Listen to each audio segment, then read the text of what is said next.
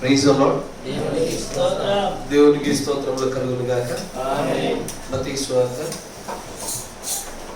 10వ అధ్యాయం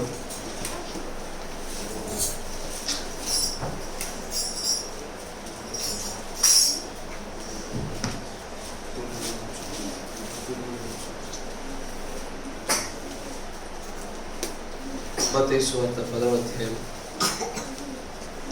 40వ వచనం.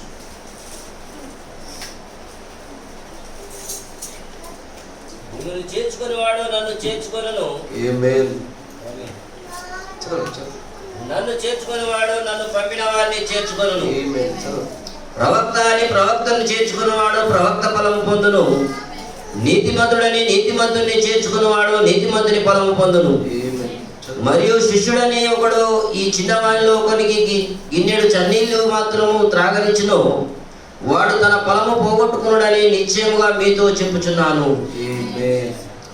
మీరున్న చోట తరలొచ్చండి, కళ్ళు మూసుకొని చిన్న ప్రార్థన చేసుకుందాం. కనికర పూర్ణ సర్వశక్తి సంపన్నుడ వాక్యమైన ప్రభువా మీకు స్తుతులు స్తోత్రాలైనా మరొక మారుడైనా మీ పరిశుద్ధమైన సన్నిధిలోకి వచ్చి ఉన్నాము కనుక మీ యొక్క ఆత్మ సహాయాన్ని మేము ఆశిస్తా ఉన్నాము. మీరు లేకుండా మేము ఏ కార్యము చేయలేము ప్రభు. మీరు లేకుండా ఈ లేఖనాలు మేము చదవగలుగుతున్నాము, కానీ వీటిలో ఉన్నటువంటి జీవాన్ని అర్థాన్ని మేము ఎన్నటికీ కూడా గ్రహించలేము. కానీ మీలో ఎవరికైనా జ్ఞానము కొద్దుగా ఉన్నదా వాడు అడగవలను. అడుగువాడు ఏ విధమైన విశ్వాసం లేకుండా అడిగినట్లయితే వాడికి ధారాళంగా దయచేస్తానన్నావు ప్రభువా. అదిగో ఆ లేఖనమును బట్టి మా విశ్వాసాన్ని ఆధారం చేసుకుంటున్నాము. ఇదిగో ఈ సమయంలో ఇక్కడ సమకూర్చబడిన ప్రేమైన ప్రజలకు నీవే విశ్వాసాన్ని దయచేయము. ఆ విశ్వాసం కూడా జ్ఞానం అనుగ్రహించుము. నీవే నాతో మాతో మాట్లాడము, మమ్మల్ని దర్శించుము. నీ నామ ఘనతమైన సమస్త కార్యాలు జరిగింప చేయమని ప్రభు అయిన యేసుక్రీస్తు నామములో ప్రార్థన చేయుచున్నాము. ఆమేన్. Praise the lord. దేవునికి స్తోత్రములు కలుగును గాక. జాగ్రత్తగా వచ్చి కొద్దిసేపు మాట్లాడతాను, ఆ తర్వాత తదుపరి సమయాన్ని మనం ప్రార్థన కలిపే ప్రయత్నం చేద్దాం. ఇక్కడ మత్తయి సువార్త 10వ అధ్యాయం 40వ వచనం లేదు.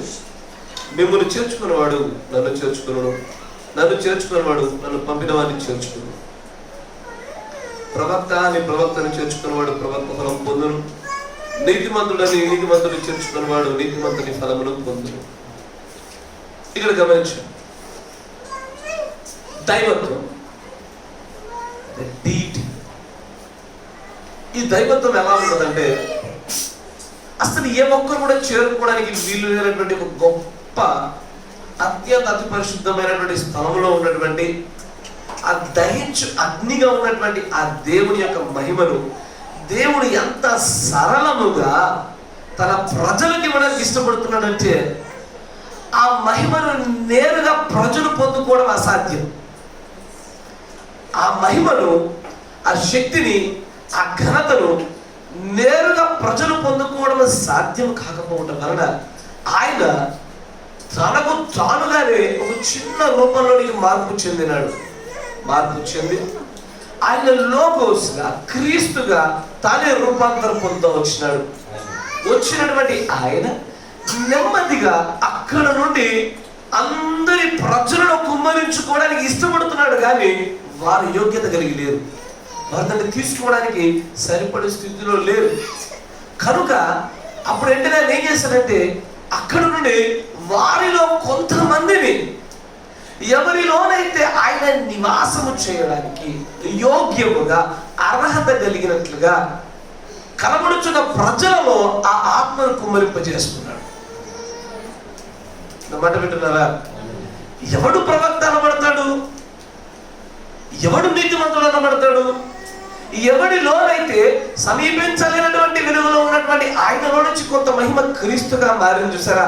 ఈ క్రీస్తు యొక్క ఆత్మ ఎవరిలోనికైతే వస్తుందో అతడు నీతిమంతుడు అవుతాడు, అతడు ప్రవక్త అవుతాడు.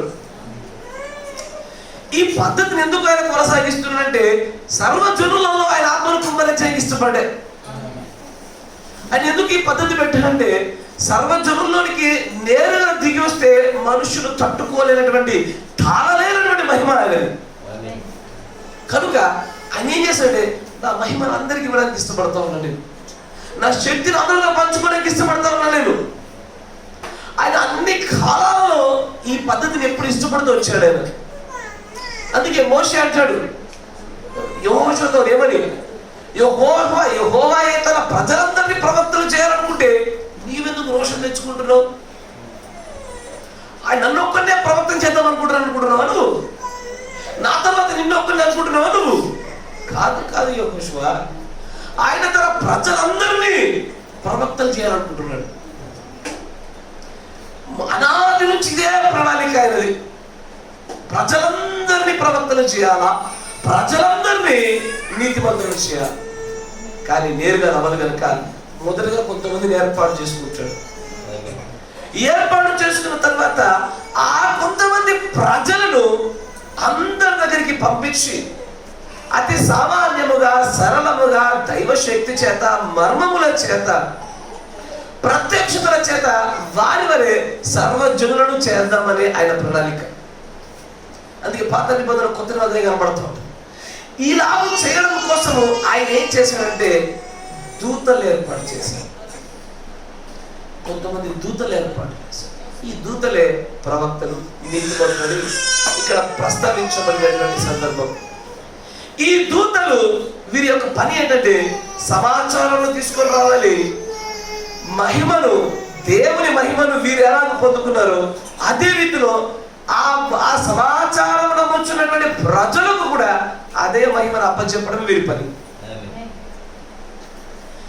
ఏ నీతిమంతులైతే వీరు చేర్చుకోవడం వల్ల వీరు నీతిమంతులు తీర్చబడుతున్నారో అదే నీతిని ప్రజలకు అప్పచెప్పి వారిని నీతిమంతులుగా తీర్చాల. మీరు గమనిస్తున్నారా?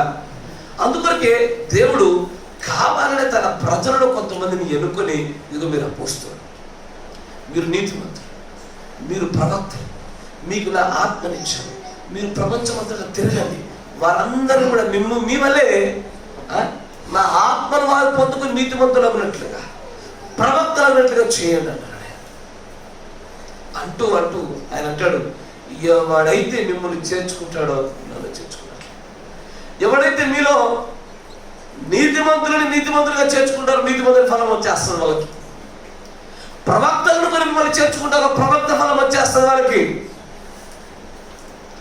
ఎవడని చేర్చుకుంటే వాడికి ఆ ఫలం దొరుకుతుంది. ఒకవేళ వీళ్ళని చేర్చుకోకపోతే ఏ ఫలం రాకపోవడం సంగతి పక్కన పెట్టేసేయండి.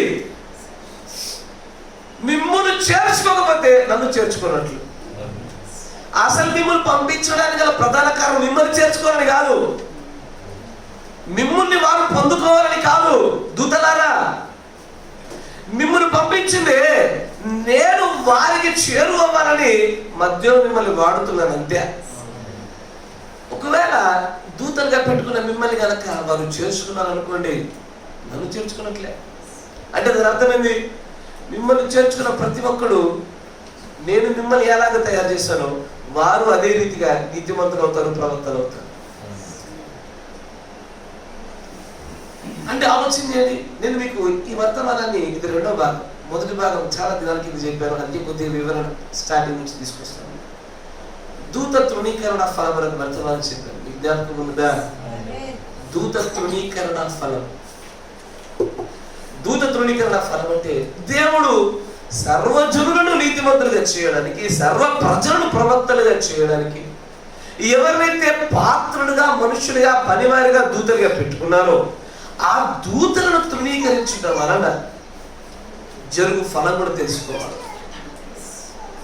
వారిని చేర్చుకుంటే నీతిమంతుని ఫలం దక్కుతుంది, వారిని చేర్చుకుంటే ప్రవక్త ఫలమును దక్కుతుంది. ఏ ఫలం దక్కుద్ది? ఏ ఫలం దక్కుద్ది? ఏ ఫలం దక్కుద్ది?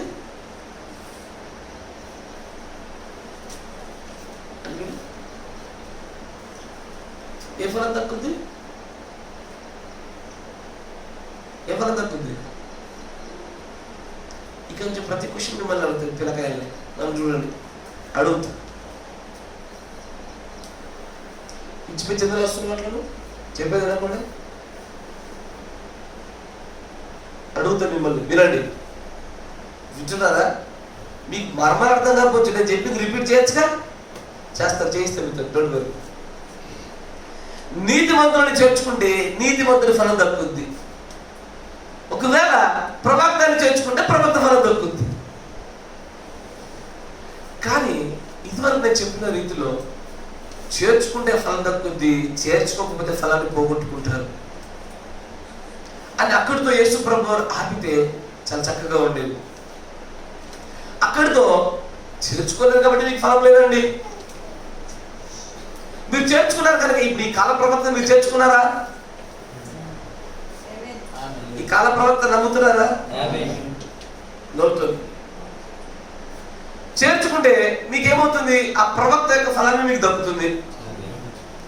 ఆయన నీతిమంతులని ఈ వర్తమానం పట్టుకొస్తున్న ప్రతి ఒక్క నీతిమంతులు మీరు చేర్చుకున్న కొలది మీకు నీతిమంతుల ఫలం దక్కుతుంది.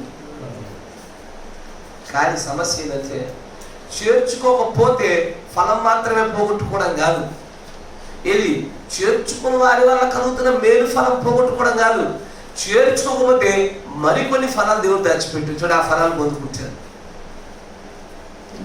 దూతను ధృవీకరించడం వల్ల అనేకమైన ఫలాలు పోగొట్టుకుంటున్నారు, అనేకమైన ఫలాలు పొందుకుంటున్నారు కూడా. పోగొట్టుకునే ఫలాలు కొన్ని, పొందుకునే ఫలాలు కొన్ని. ఇప్పుడు దూతను చేర్చుకోకపోయేసరికి ఏ ఫలాన్ని పోగొట్టుకుంటున్నారు? ఒకటి నీతిమంతుల ఫలం పోగొట్టుకుంటున్నారు, 2 ప్రవక్త ఫలాన్ని పోగొట్టుకుంటున్నారు, 3 ఆతిథ్య ఫలాన్ని పోగొట్టుకుంటున్నారు. కరెక్టే కదా? రైట్. ఆతిథ్య ఫలాన్ని పోగొట్టున్నారు, 4 దేవుని పోగొట్టుకుంటున్నారు. కరెక్టేనా? ఏంటండి? దూత ఫలము, అది ప్రవక్త ఫలము, నీతిమంతుని ఫలము, ఆతిథ్య ఫలము, దేవుని చేర్చుకోవడం పోగొట్టుకుంటున్నారు. కరెక్టేనా? ఆమేన్. ఇక్కడ వరకు బాగా అర్థమవుతుంది అందరికి, చాలా సులువైంది, సరళమైంది. కానీ పంపబడిన దూతలను చేర్చుకోకపోవడం అనేటువంటిది ఫలాన్ని పోగొట్టుకోవడమే మాత్రమే కాదు, కానీ శిక్షతో కూడుకున్న ఫలాలను పోగొట్టుకోకుండా చేర్చుకోవడం అవుతుంది. ఉదాహరణ చూపిస్తాను. 2వ దినవృత్తాంతర గ్రంథం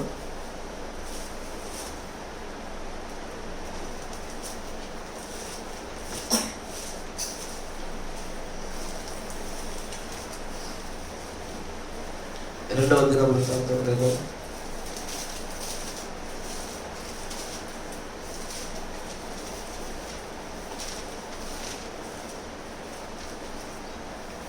2వ గ్రంథము గట్టిగా 2వ దినవృత్తాంతాల గ్రంథము 36వ అధ్యాయము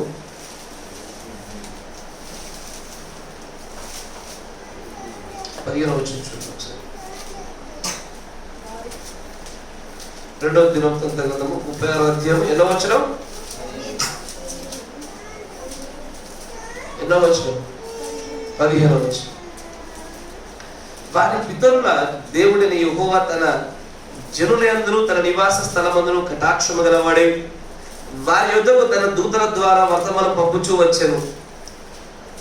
సేమ్ కొత్త నిబంధనలో దేవుడు మత్తయి సువార్తలో ఏది జరిగించెనో పాత నిబంధనలు అదే జరిగించెను. ఆమేన్. ఇక్కడ కూడా కొంతమంది దూతలు పంపిస్తా ఉన్నాడు, ఆ దూతలకు సమాచారాన్ని వర్తమానాన్ని ఇచ్చి పంపిస్తా ఉన్నాడు. చేర్చుకుంటే ఫలాలు వస్తాయి అంటున్నాడు. పాత నిబంధనలు అదే దూరంగా కనబడతా ఉంది. ఆయన కూడా తన ప్రజల కోసం దేవుడు అనేటువంటి యెహోవా దూతలను పంపిస్తూ వచ్చినాడు. చేర్చుకున్న వారందరికీ ఆ దూత యొక్క సమాచారం అర్థమవుతుంది. కానీ గమనించు 16వ వచనం. వారు దేవుని దూతలను ఎగతాళి చేయొచ్చు. దేవుని దూతలు ఎట్లా ఎగతాళి చేస్తారయ్యా?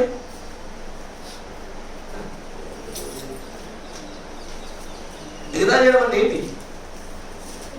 ఎగతాళి అంటే ఏంటిరా? వెక్కిరించడము కదా, బండమోహం అని, దొడ్డు మొహం అని కదా, ఇవి ఎగతాళి చేయడం అంటే. కరెక్టేనా? వింటున్నారా? బండమోహం అని, దొడ్డు మొహం అని, పొట్టోడని, గట్టోడని, నల్లోడని, బర్రోడని, ఇవి ఎగతాళి చేసేది. మీరు వింటున్నారా? ఖాళీ కూర్చొని ఇప్పుడు దాకా ఇంకా నుంచి మనం ఉదాహరణ లేదు. ఏంది ఎగతాళి చేస్తారు చూసారా?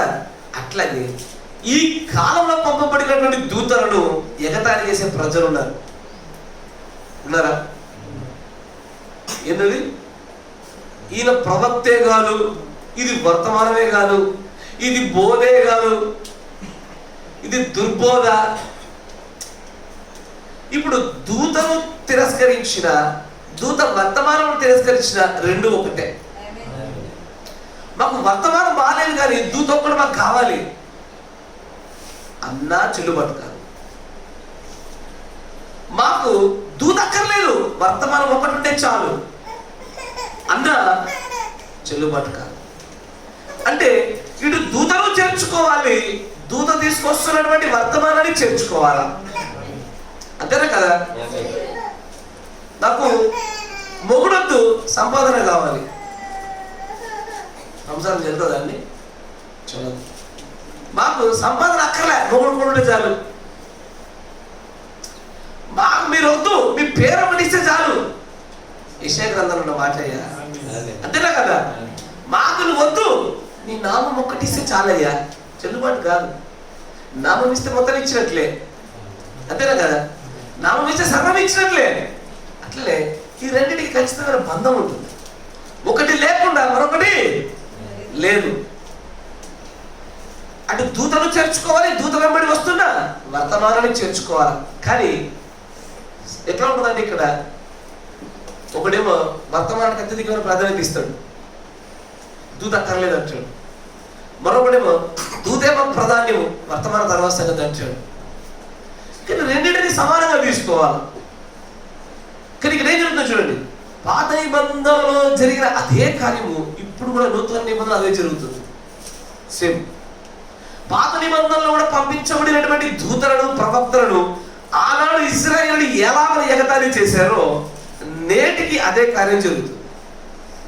నేటికి కూడా ఇప్పుడు వస్తున్న దూతలను, ఆ దూతలు తీసుకొస్తున్న ఈ వర్తమానాన్ని ఎగతాళి చేస్తా ఉన్నారు. ఇదేం వర్తమానము, ఏం పుస్తకాలు, ఏం బోధ, ఏం బాప్తిస్మాలు, ఇక రకరకాలైన వివిధ రకాలైన ఎగతాళులు జరుగుతూనే ఉన్నాయి. దాని గురించి అంటే చూడండి, వారు దేవుని దూతలను ఎగతాళి చేయొచ్చు, ఆయన వాక్యములను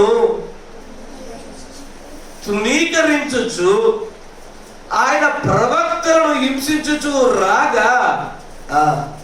అయ్యా నేనేమేం చెప్పాను మీకు? దూతలను కనుక చేర్చుకున్నట్లయితే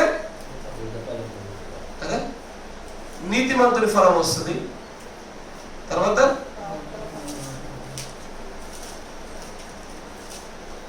ప్రవక్తల ఫలం వస్తుంది, ఆతిథ్య ఫలం వస్తుంది,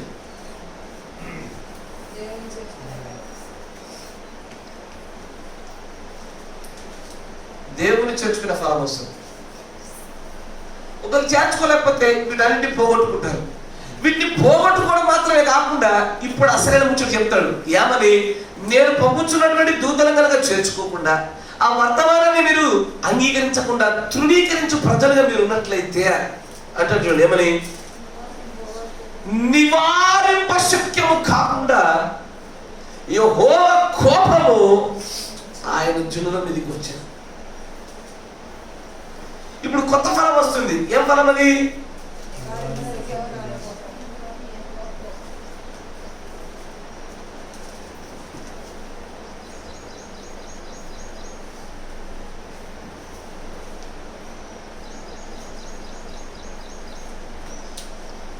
దూతని కానీ దూత యొక్క వర్తమానం కానీ తృణీకరించడంలో దశలు ఉంటాయి. రకరకాలుగా తృణీకరిస్తారు. నా మాట వింటున్నారా? రకరకాలుగా తృణీకరిస్తూ ఉంటారు. ఎలా అంటే ఒకడు దూతను తృణీకరించి వర్తమానాన్ని పట్టుకునేవాడు ఒకడు ఉంటాడు, మరి ఒకడు వర్తమానాన్ని మాత్రమే పట్టుకుని దూతను తృణీకరించేవాడు ఉంటాడు. తెలుసా మీకు? సంఘశాఖలో చాలా మంది మన వర్తమానంలో ఉన్నటువంటి వర్తమాన పుస్తకాలు చదివి మన సంఘాలను బోధించుకుంటున్నారు ప్రవక్త పేరు చెప్పకుండా. యెహోవా యిరే వర్తమానాలు, ఇది 7 విమోచన నామములైన వర్తమానాలు, పితరుడైన అబ్రహాం అనే వర్తమానాలు, వీటన్నిటిలో ప్రవక్త పేరు లేకుండా చెప్పుకోవచ్చు ఈ వర్తమానాలు. కరెక్టేనా? నా విమోచకుడు సజీవుడు. మీరు వింటున్నారా? వీళ్ళు ఏం చేశారంటే ప్రవక్త పేరు ఎత్తకుండా వర్తమానాలు చెప్తారు. కానీ దేవుడు పెట్టిన ఖచ్చితమైన నియమం ఏంటంటే దూతను చేర్చుకొని వర్తమానాన్ని అంగీకరించాల. దూతను చేర్చుకోవాలి, వర్తమానాన్ని అంగీకరించాలి. ఈ రెండు సమాంతరంగా జరిగిందిరా. మరి ఒకడు దూతను మాత్రమే చేర్చుకొని ఈ వర్తమానం అంగీకరించడంలో దీంట్లో సమస్య వచ్చింది. నీ వ్యక్తిగతమైనటువంటి నీ తప్పిదములను ఎత్తనంత మట్టు వరకు దూత మంచోడు, వర్తమానం మంచిది.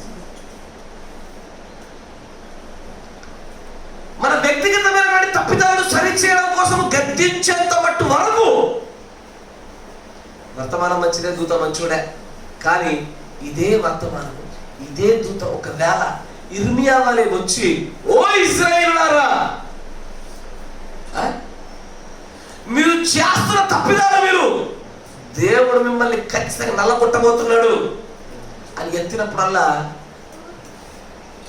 ఏమైతుంది? జనులకు గుచ్చుకుంటుంది. అప్పుడు జనులు ఇర్మియాకు ఒక పేరు పెట్టారు. జనులు ఇర్మియాకు ఒక పేరు పెట్టారు. ఏం పేరు? ఏ పేరే? ఎప్పుడు శపించే ప్రవక్త, ఏడుపు కొట్టు ప్రవక్త అని పెట్టారు ఆయనకి. మీరు వింటున్నారా? ఎప్పుడు శాపవచనాలే పలుకుతాడు, ఏడ్పించడానికి మాట్లాడతాడు అని పేరు పెట్టేశారు. కానీ ఒకసారి దేవుడు తన దూతను ప్రవక్త రూపంలో కానీ, కాపరి రూపంలో కానీ, సువార్త రూపంలో కానీ, ఉపదేశకుల రూపంలో కానీ, అపోస్తుల రూపంలో కానీ, ఏ రూపంలోనా సరే పంపించినప్పుడు ఆ దూతను మీరు చేర్చుకోవాలి. ఆ దూతతో పాటు ఆ దూత వెంబడొస్తున్న మాటలు మీరు చేర్చుకోవాల్సిందే. మీరు నా మాట వింటున్నారా?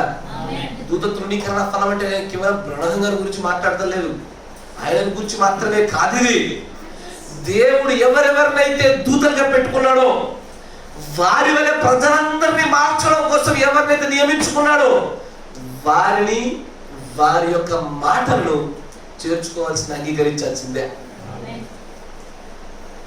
అది కాపరి మాట అయినా సరే, సువార్థికుల మాట అయినా సరే, అపోస్తుల మాట అయినా సరే, ఉపదేశకుల మాట అయినా సరే, వారి మాటలను కనుక చేర్చుకోకపోతే వారిని తృణీకరించినట్లే. మాకు సుకేష్ బ్రదర్ ఇబ్బంది లేదు, కానీ సుకేష్ బ్రదర్ బోధే మాకు గుచ్చుతుంది. నువ్వు బోధలో కదా తృణీకరించాలా, నువ్వు బ్రదర్ కూడా తృణీకరించావు. నీవు ఒక సహోదరుని ఎవరైతే దూతగా పెట్టమైన సహోదరుని చేర్చుకుంటే ఆ బోధన అంగీకరించాల్సిందే. ఎప్పుడైతే రెండింటిని అంగీకరిస్తారో అప్పుడు ఇదిగో ఇటువైపు రాసిన ఈ 4 ఫలాలు కలుగుతాయి. కానీ సంగమా, నీవు ఎన్నడైతే దూతని కానీ, దూత యొక్క వర్తమానాన్ని కనుక నువ్వు చేర్చుకోకుండా ఉంటావో అప్పుడు గుర్తుంచుకో, ఈ ఫలాలు పోగొట్టుకోవడం తర్వాత సంగతి. నీవు ఒక ప్రత్యేకమైన ఫలాన్ని పొందుకుంటున్నావు. ఆ ఫలం ఎలాంటిదో తెలుసా? ఒక్కసారి వస్తే పోగొట్టుకోలేవు. అంటే ఆ ఫలాన్ని నువ్వు తినాల్సిందే. అంటే ఆ శిక్షను అనుభవించాల్సిందే. యెహోవా యందు నుంచి బయలుదేరు కోపం అప్పుడు ఆ సమయంలో ఎలా ఉంటుందంటే ఇక నివారించలేదండి, పొందుకోవాల్సిందే. ఇక ఆయన నోటిలో నుంచి బయలు వెళ్ళిన మాట ఆకాశం నుంచి కురుచు మంచు అనే నీటి బిందువు వలె వెళ్ళి అని భూమిని తడపాల్సిన తప్ప వెనక్కి తిరిగిపోలిగా. మీరు వింటున్నారా? ఇదే సూత్రం పైన ఆధారం చేసుకుని ఈ 7 వర్తమానికులే 7 పాత్రలు కుమ్మరించబోయేది. నీకు అర్థమవుతుందా? వీరి యొక్క వర్తమానాన్ని తృణీకరించారు కాబట్టి వీరే ఆ పాత్రలు కుమ్మరించేది. నీకు అర్థమవుతుందా? ఎస్, వీరు సంఘకాలకు పంపబడిన దూతలు.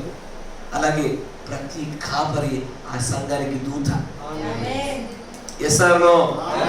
వర్తమాన ప్రకారంగా మాట్లాడుతున్నాడు, మీరు గ్రహించుతున్నారా? ప్రతి సంఘానికి వారి సంఘ కాపరి ఖచ్చితమైనటువంటి దూత అయి ఉన్నాడు. దూత ఆ సంఘ కాపరిని చేర్చుకోకపోయినా ఆ సంఘానికి సంబంధించినటువంటి ఆ కాపరి కూడా వస్తున్న వర్తమానాన్ని చేర్చుకోకపోయినా నివారింప శక్యము కానటువంటి ఉగ్రతను తినవలసిందే. నా మాట వింటున్నారా? నివారింప శక్యము కానటువంటి ఉగ్రతను తినవలసి వస్తుంది. చాలా మందికి అర్థం కాదు. దేవుడు కాలానికి దూతను పెట్టినట్టుగా సంఘానికి దూతను పెట్టాడు. Every messenger has a message. ప్రతి వర్తమానికుడి దగ్గర ఖచ్చితమైన వర్తమానం ఉంటుంది. ఒక్కొక్క వర్తమానికుడిలో వ్యత్యాసాలు గమనిస్తున్నారా? గమనించు. పేతురు అనేటువంటి ఒక దూత, ఒక వర్తమానికుడు, పౌలు అనేటువంటి దూత పొందుకునేటువంటి ఇతని వర్తమానం కానీ ఇతని శక్తి కానీ తర్వాత వచ్చేటువంటి ఐరేనియస్ ఉండదు. కరెక్టేనా? ఐరేనియస్ యొక్క మార్టిన్ యొక్క కొనమ యొక్క వీరందరూ దూతలే, కానీ వీరి వర్తమానాలు వేరు, వీరి వర్తమాన శక్తి వేరు. కరెక్టేనా? మీరు 7 గమనిస్తే దీంట్లో మొదటివాడు చివరివాడు మాత్రమే అత్యంత శక్తి కలిగిన దూతలు కనబడుతూ ఉంటారు. వారి వర్తమానాలు కూడా చాలా శక్తి కలిగినటువంటివి. అందరూ దూతలే కదా బ్రదర్. మరి వర్తమానంలో వ్యత్యాసాలు ఉంటాయా? శక్తిలో వ్యత్యాసాలు ఉంటాయా? అబ్సల్యూట్గా ఉంటాయి. పాస్టర్లు అందరూ కూడా సంఘానికి దూతలే కదా? అబ్సల్యూట్లీ ఆమేన్. మరి పాస్టర్లందరూ దూతలైనప్పటికీ కూడా పాస్టర్ కి వర్తమానం వేరు, ఆ వర్తమాన శక్తి వేరు ఉంటుందా? అబ్సల్యూట్గా ఉంటుంది. ఖచ్చితంగా దీన్ని గ్రహించాలా. ప్రతి సంఘానికి కాపరి ఉంటాడయ్యా. ఆ ప్రతి కాపరి ఈ వర్తమానాన్ని పట్టుకుని వస్తాడు. కానీ వీళ్ళందరూ కూడా దేవుని దగ్గర పట్టుకొచ్చిన వర్తమానికులే. వీళ్ళందరి దగ్గర ఉన్న వర్తమానం అంతా ఒకటే ఒక వర్తమానము. ఏందా వర్తమానము? వధు వృక్ష పునరుద్ధరణ వర్తమానమే. కరెక్టేనా? అందరూ ఒకే వర్తమానం, కానీ ఆ వర్తమానంలో ఒక్కొక్కరితో ఒక్కొక్క పాత్ర. ఈయన వచ్చి అంటాడు కేవలము నీతికరనే, ఇంతకు మించి ఒక మాట మాట్లాడలేడు ఈయన. లూథర్ అనే దూత నీతికరణకు మించి ఒక మాట మాట్లాడలేడు. ఎందుకంటే ఆయనకు రాదు అది. ఆయన ప్రత్యక్షపరచబడలే. వేస్తే వచ్చి అంటాడు శుద్ధీకరణకు మించి ఆయన ఇంకేది మాట్లాడలేడు. సేమ్ మెసేంజర్స్, కానీ వారిలో ఉన్నటువంటి ఆ శక్తి, వారికి అప్పచెప్పబడినటువంటి ఆ వర్తమాన తలాంతు వేరు. తర్వాత మధ్యలో విలియం సీమోస్ అని ఇంకో వ్యక్తి వచ్చాడు. అతను వచ్చి పరిశుద్ధాత్మ బాప్తిస్మం గురించి మాట్లాడినాడు. ఆయన వరాల జల్లుల్లోనే పరిశుద్ధాత్మ బాప్తిస్మం గురించి చెప్తూ వచ్చాడు. ఇప్పుడు ఈ లూథర్ వెస్లీని చూసి ఏమంటాడు? శుద్ధీకరణ నమ్మితేనే రక్షణగా అంతేనా? శుద్ధీకరణ నమ్మితేనే రక్షణ. నమ్మి తీసుకుంటే అయినా మీరు బతికినట్లే, రక్షించబడినట్లే. కానీ ఈ వెస్లీ అంటారు లూథర్ని చూసి, నీ జ్ఞానం అంతే. ఏంటది? ఈ జ్ఞానం అంతే. ఎందుకంటే నీకు అంతే బయలుపరచబడింది. నీకు 100 కాదు 1000 సంవత్సరాల అనుభవం ఉంటే నీకు అంతే బయలుపరచబడింది, అంతే ఇక్కడే. తర్వాత విలియం సిమోస్ వెస్లీ చూసి అంటాడు ఏమని? చాలా బాగా చెప్పావు, పద్ధతులు మెథడ్లు మంచిగా పుట్టించావు, మెథడిస్ట్ మంచిగా సంఘాలు పెట్టావు, కానీ పరిశుద్ధాత్మ బాప్తిస్మం వచ్చిందా? అప్పుడు వెస్లీ అంటాడు ఏమంటాడు? బాప్తిస్మే కదా, దాని పరిశుద్ధాత్మ బాప్తిస్మే ఇద్దరు ఉంటే బాప్తిస్మం. అట్లా విలియం సిమోస్ చూసి బ్రహ్మ యొక్క దూతగా ఆయన దగ్గర నుంచి వచ్చిన వర్తమానాన్ని పట్టుకున్న మనం అంటాం ఏమని? నీతికరణ మాత్రం నమ్మితే పోరయ్యా, శుద్ధీకరణ మాత్రం నమ్మితే పోరయ్యా, పరిశుద్ధాత్మ బాప్తిస్మం ఒకటి ఉంటే పోరయ్యా, పుత్ర స్వీకారం కావాలయ్యా. అవునా? అంటే నేడు దూత తృణీకరణ ఫలాలు చూడండి. ఎవడోడు ఏ స్థాయిలో దూతను తృణీకరిస్తూ వస్తున్నాడు. ఈ కాల వర్తమానం కూడా దేవుడు ఒక వర్తమానికి పంపించి ఆ వర్తమానికి అంటాడు ఏమని? నీతీకరణ అంగీకరించాల్సిందే, శుద్ధీకరణ అంగీకరించాల్సిందే, పరిశుద్ధాత్మ బాప్తిజాన్ని అంగీకరించాల్సిందే, పుత్ర స్వీకారాన్ని కూడా అంగీకరించాల్సిందే. ఏ ఒక్కటి లేకపోయినా సరే వర్తమానంలో బాప్తిస్మాలు చెల్లవరాని మనం అంటుంటే వీళ్ళందరికీ ఎట్లా కనపడతాం? మనం ఎలా కనపడతామయ్యా? శరీరం వారికి కనబడతామా? కనబడదు. ఎందుకంటే వీరి ప్రత్యక్షత స్థాయి అక్కడ వరకే వచ్చింది. కానీ నేనేమంటున్నాను గమనించండి, నీవు అంగీకరించకుండా నీవు ఉండి నువ్వేం చేసావు తెలుసా?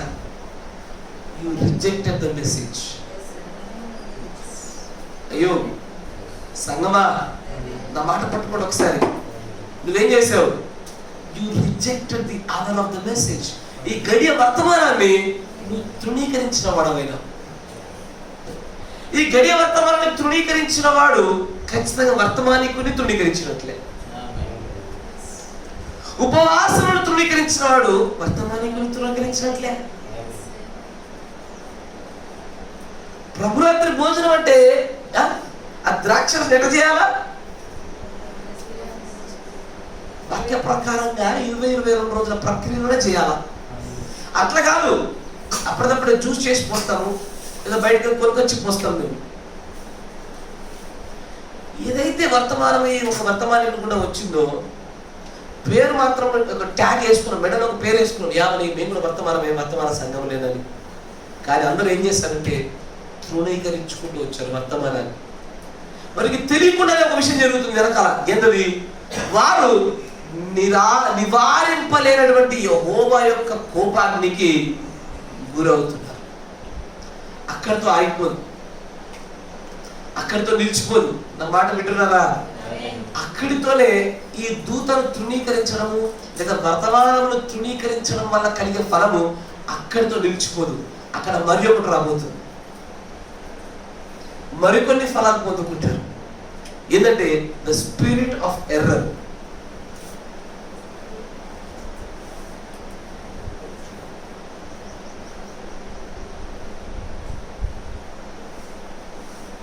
తప్పిదములు చేయించు ఆత్మ.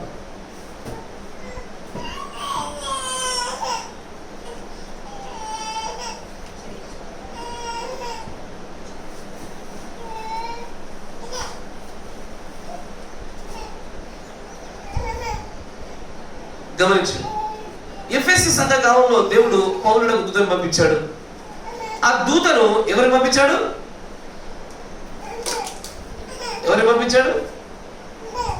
ఏ దూతను పంపించాడు? సరిగ్గా వినండి. ఎఫెసీ సంఘ కాలంలో దేవుడు పౌలునకు దూతను పంపించాడు.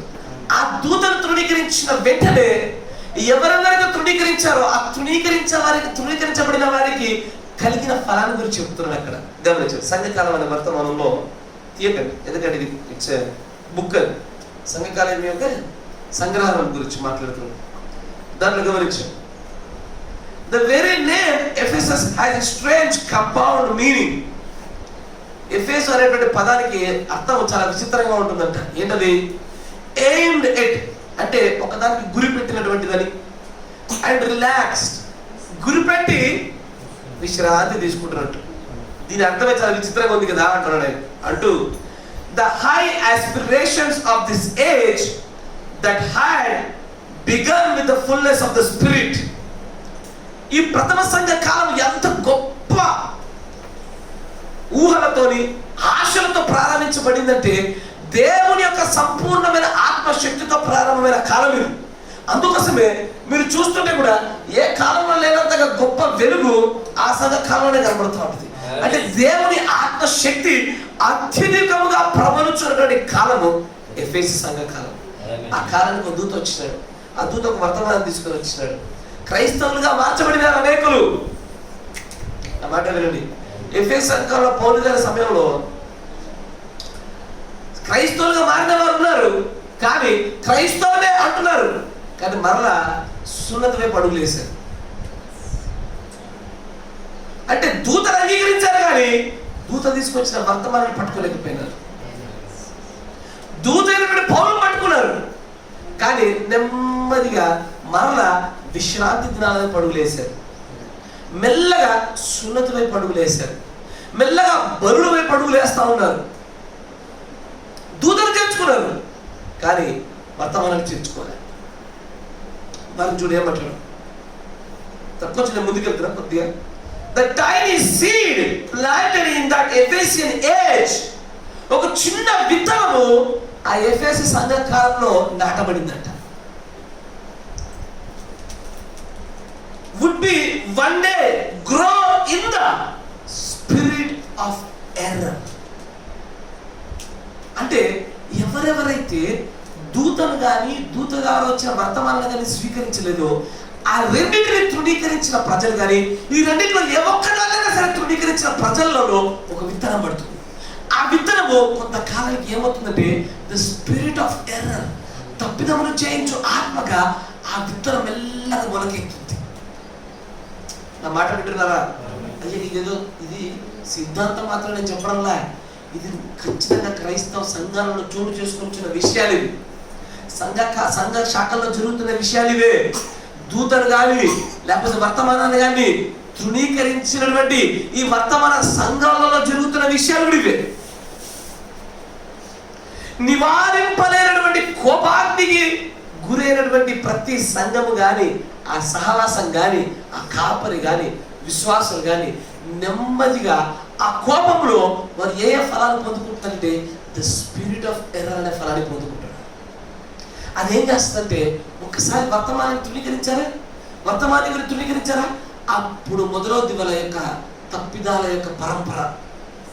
ఒకదాని వెంబడి ఒకటి తప్పిదాలు చేస్తూనే ఉంటారు. వాళ్ళ తప్పిదాలు ఒక చోట ఆగలిగా ఒక తప్పిదం చేస్తారు. ఆ తప్పిదాన్ని కప్పిపుచ్చుకోవడానికి మరొక తప్పిదం చేయవలసి వస్తుంది. ఆ తప్పిదాన్ని కప్పిపుచ్చుకోవడానికి మరొక తప్పిదం చేయవలసి వస్తుంది. నా మాట వింటున్నారా? మీరైనా సరే ఇక్కడ కాపరి గుండా వస్తున్నటువంటి వర్తమానాన్ని కనుక మీరు తృణీకరించారనుకోండి, పక్కన పెట్టినారనుకోండి, మీరు దేవుడి చేత నివారింపడానికి వీలున్నటువంటి కోపానికి మీరు గురైపోయిన తర్వాత మొట్టమొదటిగా మీలో పెట్టబడేటువంటి ఫలం ఏంటో తెలుసా? The spirit of error. అదేం చేస్తుందంటే మెల్లగా తప్పిదానం పెడుతుంది. ఇక్కడ కాపరి అంటాడు, మీరు కాపరితో వ్యక్తిగతమైనటువంటి సంబంధం కలిగి ఉండండి. లేదు, కాపరికి ఎందుకు ఇబ్బంది కలిగించేయాలా? దూరం జరిగారనుకోండి, కాపరితో అన్ని సంప్రదింపులు ఎందుకు జరుపుకోవాలని చెప్పి దూరం జరిగారనుకోండి, అయ్యా నా మాట వింటున్నారా? కాపరి నుంచి కొద్దిగా దూరం జరిగారనుకోండి. ఎందుకంటే దేవుడు ఈ కాల ప్రవక్త గుండా పంపించిన వర్తమానంలో విషయం అదే, సంఘ క్రమం అదే. కాపరితో అన్ని పంచుకొని చేయాలని చెప్పారు. పంచుకోకుండా నెమ్మదిగా పక్కన జరిగారనుకోండి, అక్కడ ఒక్కొక్క అడుగులో తప్పు ఇక సాగుతూనే ఉంటుంది. ఆ తప్పును కప్పించుకోవడానికి ఇంకో తప్పు, ఆ తప్పును కప్పించుకోవడానికి ఇంకో తప్పు. ఇది ఒక్క చోట ఆగే తప్పిదాలు కావి, వరుసగా పోతూనే ఉంటాయి. అవిగా వర్తమానంలో ఏ ఒక్క విషయాన్ని కనుక మీరు తృణీకరించినా, వర్తమానికుని ఎక్కడైనా తృణీకరించినా, తప్పిదం వెంబడి తప్పిదము విత్తనం పెడితే తర్వాత ఫలం ఎట్లాగొస్తుందో ఇది కూడా ఒక రోజున అయ్యో ఇంత మీద తప్పు చేశానా అనే స్థాయికి మనల్ని తీసుకెళ్తుంది ఈ ఆత్మ. ఏ ఆత్మ? The spirit of error. మీరు నా మాట వింటున్నారా? చాలా భయంకరమైన ఆత్మయో అది, మీకు తెలియడంలే. ఏదైతే ఈ పుల్పిట్ నుంచి దేవుడు మాట్లాడడానికి లోబడి ఆమెను ప్రవర్తించండి అంతే. అంతకు మించి దానికి అటు కొంత చేర్చి ఇటు కొంత చేర్చి ఏదైనా చేశారా, నెమ్మదిగా మిమ్మల్ని తప్పిదాలు చేయించేటువంటి ఆత్మ మీ పైన కుమ్మరించబడుతుంది. ఆ ఫలాన్ని మీరు నిండారా తింటారు, ఇక తప్పదు ఇక మీకు. తర్వాత రెండో పెట్టు, తర్వాత ఏం జరుగుతుంది చూడండి.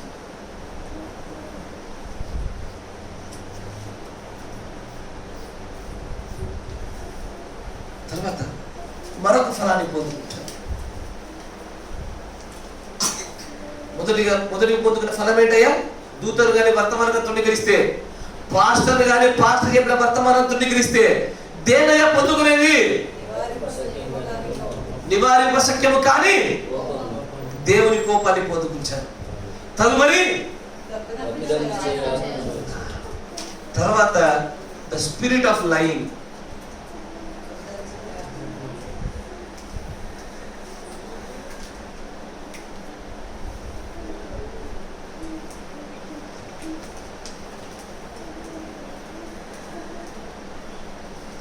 చాలా మంది ఆవరణం తీస్తున్నారు, నిద్రపోతున్నారు. అసలు ఈ వర్తమాన విలువ తెలుస్తుందనే అర్థమవుతున్నారు అంటున్నారు. జాగ్రత్త,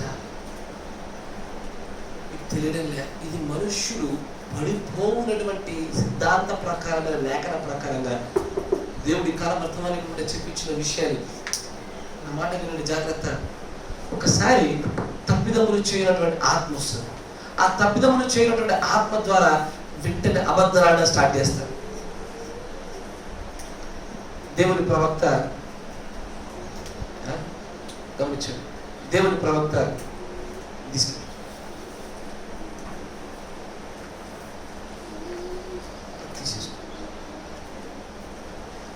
దేవుని ప్రవక్త మాట్లాడటం గమనించండి. దీనికి ఉదాహరణగా తీసుకొని రాజుల గ్రంథంలో ఉన్నటువంటి ఒక స్టోరీని తీసుకొని చూపించారు ఆయన. ఆయన రాజుల గ్రంథంలో ఉన్న స్టోరీని తీసుకొచ్చేసి ఆయన అంటాడు ఏమని, నికా ప్రవక్తను చూపించాడు. నికా మాట వినండి, గుర్తుందా? అక్కడ ఒక ప్రాంతముల గురించి ఇజ్రాయేల్ మధ్యలో ఒక చిన్న వివాదం జరుగుతుంది, అంటే వాదన జరుగుతుంది. రామోత్ గిలాదు అనేటువంటి ఒక ప్రాంతం. ఆ ప్రాంతంలో ఏం జరిగింది? మోషే కూడా యెహోషువ పంచిపెట్టినప్పుడు రామోత్ గిలాదు అనేటువంటిది మనదే, ఇజ్రాయేల్దే. కానీ ప్రస్తుతానికి సిరియా వాళ్ళు దాన్ని స్వాధీనం చేసుకున్నారు.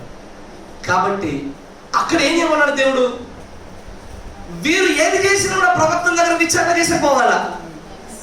దేవుడు పెట్టిన నియమం, దేవుని దగ్గర విచారణ చేయాలా. నేరుగా వీళ్ళు రాజులు దేవుడు అడిగితే దేవుడు కూడా సమాధానం చెప్పడు. కొన్ని మార్లు నేరుగా విశ్వాసాలకు సమాధానం రావు. అందుకే దేవుడు ప్రవక్త అన్నాడు ఏమని, whatever your prayer request maybe you go to your pastor once. మీ ప్రార్థన అవసరం మీ కాపర్, మీ సంఘ కాపర్ని సంపాదింపు జరపాడు అంటాడు.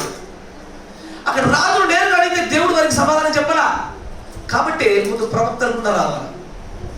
ప్రవక్తను ప్రవక్త యొక్క వర్తమానాన్ని చేర్చుకుంటే దేవుడు చేర్చుకున్నట్లే. కానీ ఇక్కడ ఏం జరిగింది, ఏదైతే ఇర్మియాకుండా ప్రవచనం చేయబడిందో ఆ ప్రవచనాన్ని సైతం తృణీకరించినటువంటి ప్రజలు, ఆ ప్రవచనాన్ని, ఆ వర్తమానాన్ని తృణీకరించినటువంటి ప్రజలు, అక్కడ ఉన్నటువంటి వారు ద స్పిరిట్ ఆఫ్ ఎర్రర్కి అప్పచెప్పబడ్డారు. తప్పిదాలు చేసేటువంటి ఆత్మకు అప్పచెప్పబడ్డారు. ఒకసారి తప్పిదాలు చేసేటువంటి ఆత్మకు అప్పచెప్పబడిన వెంటనే ఏం జరుగుతుందో చూడండి. అప్పుడు అంటాడు, ఆహాబు వచ్చి యెహోషాపాతు రాజు దగ్గరికి వచ్చాడు. మన ఇద్దరం కలిసి యుద్ధం చేద్దామా, చేద్దాం అసలు చేద్దామని నిర్ణయము ఏ ఆత్మ కూడా తీసుకున్నారు, దేవుని ఆత్మ కూడా కాదు, ద స్పిరిట్ ఆఫ్ ఎర్రర్ ఆత్మ కూడా తీసుకున్నారు. మాట వింటున్నారా? ఇర్మియా అనేటువంటి దూత గుండా వచ్చిన వర్తమానాన్ని ఇర్మియాను చేర్చుకోకపోవడం వల్ల వెంటనే ఆ తదుపరి వారు తీసుకోబోయే వారి జీవితకాల నిర్ణయాలన్నీ స్పిరిట్ ఆఫ్ ఎర్రర్లో జరుగుతాయి. నా మాట వింటున్నారా? మీకు అర్థమైన భాష చెప్తారయ్యా. అయ్యా, మీరు మీకంటూ అప్పచెప్పబడినటువంటి మీ యొక్క దూతను, మీ కాపరిని, ఆ కాపరి యొక్క వర్తమానాన్ని అంగీకరించి దాన్ని పట్టుకొని నడవండి. అది నడవనంత మట్టు వరకు కూడా మీరు మీ జీవితంలో తీసుకోబోయే ప్రతి నిర్ణయము స్పిరిట్ ఆఫ్ ఎర్రర్లోనే జరుగుతుంది. తప్పిదాలు చేసేటువంటి ఆత్మలోనే తీసుకుంటారు ఆ నిర్ణయాలు. ఏదైనా ఒక విషయం తీసుకున్నప్పుడు కాపరి దగ్గరకు వచ్చి పర్మిషన్ తీసుకోవాల్సిన అవసరం లేదయ్యా.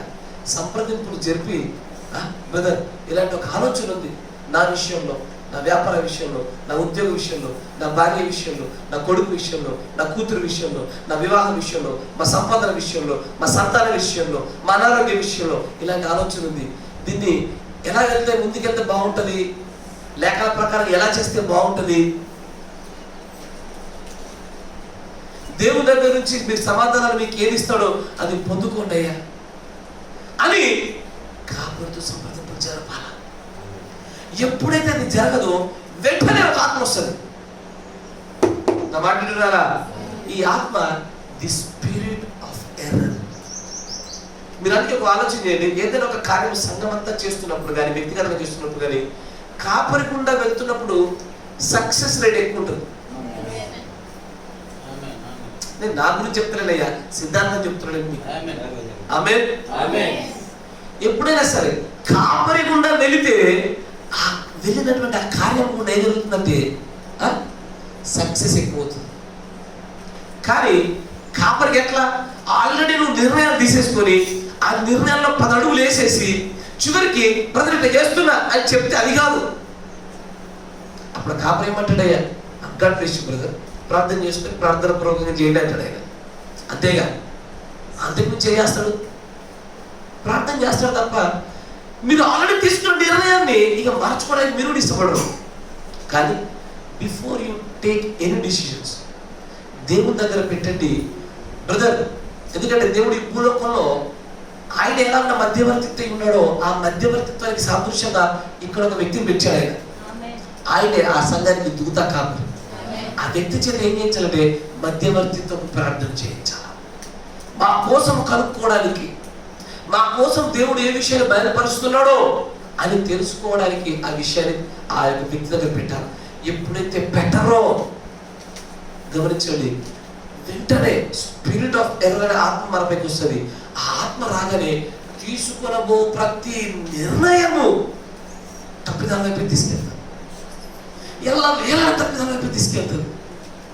ఒక్కసారి తప్పిదం వైపు మన అడుగులు పడగానే అప్పుడు దేవుని ప్రవక్త అంటాడు ఏమని, ఎప్పుడైతే వాళ్ళు in the spirit of error తప్పిదం చేయ ఆత్మలో వారు నిర్ణయం తీసుకున్న వెంటనే అప్పుడు వారు ఆ యెహోషాపాతు అంటాడు ఏమని, మనం యెహోవా ప్రవక్త దగ్గర విచారణ చేద్దాం.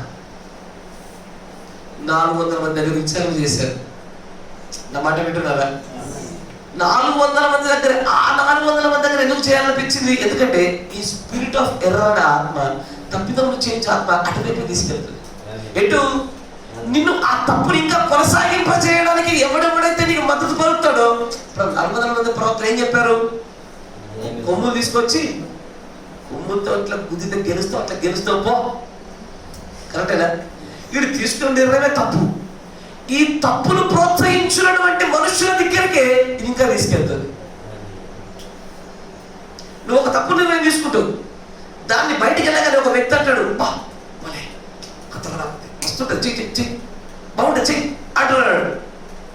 వాడు అట్లాగే అంటాడు, వాడు చెయ్యి అంటాడు, ఇది మంచిదయ్యా, ఇది మేలైనది చెయ్యి అంటున్నాడు, భవిష్యత్తు మంచిగుంటుంది నీకు అంటున్నాడు. అసలు ఆ వ్యక్తి అలా ఎందుకు మాట్లాడాడు అంటే, నీవు పొందుకున్న స్పిరిట్ ఆఫ్ ఎర్రర్ అనే ఆత్మ ఆ వ్యక్తిని సైతము అలాగ మాట్లాడే ఆశ. నేను చెప్పి వర్తమానం అర్థమవుతుందా? ఒక్కసారి తప్పిదము చేసిన వెంటనే ఆ ఆత్మ రాగానే నువ్వు తప్పు నిర్ణయం తీసుకుంటావు. నీ చుట్టూ అలుముకునే ప్రజలు కూడా అదే నిర్ణయాన్ని చెయ్యి, కానీ కానీ కానీ అనే విధంగా ఆ 400 మంది ప్రవక్తలాగే చేస్తారు. ఎందుకు ఆ 400 మంది ప్రవక్తలు ఎందుకు మాట్లాడారు అంటే, నీ స్పిరిట్ ఆఫ్ ఎర్రర్ అనే ఆత్మ అక్కడ ద స్పిరిట్ ఆఫ్ లయింగ్ తీసుకొచ్చింది. ఎందుకంటే ఆ 400 మంది ప్రవక్తలు వాళ్ళు విచారణ చేస్తూ ఉండగానే పరలోకంలో ఒక పెద్ద సభ జరుగుతూ ఉంది. దేవుడు ఎదుట ఆత్మ, దేవుడు అడుగుతున్నాడు ఏమని, కింద జరుగుతున్న సందర్భాన్ని చూసారా? మీరు ఎవడు వెళ్తారు కిందికి అంటే ఒక ఆత్మ వచ్చింది, నేను వెళ్తాను ప్రభువా. వెళ్ళి ఏం చేస్తావురా? నేను అబద్ధమాడు ఆత్మగా వారి నోట్లో ఉంటాను ప్రభువా అన్నది. మీరు విన్నారా? అబద్ధమాడు ఆత్మగా నేను వారి నోట్లో ఉంటాను.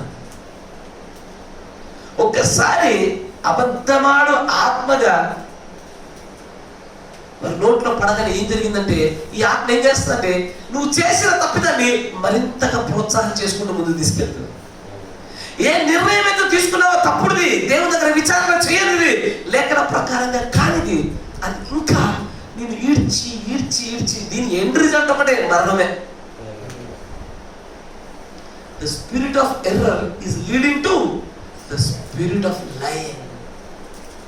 యెహోషాపాతు ఆహాబు తీసుకున్నటువంటి ఆ అబద్ధం, ఆ తప్పుడు చాయిస్, నిర్ణయము నెమ్మదిగా అబద్ధపు ఆత్మను కుమ్మరింపజేసింది.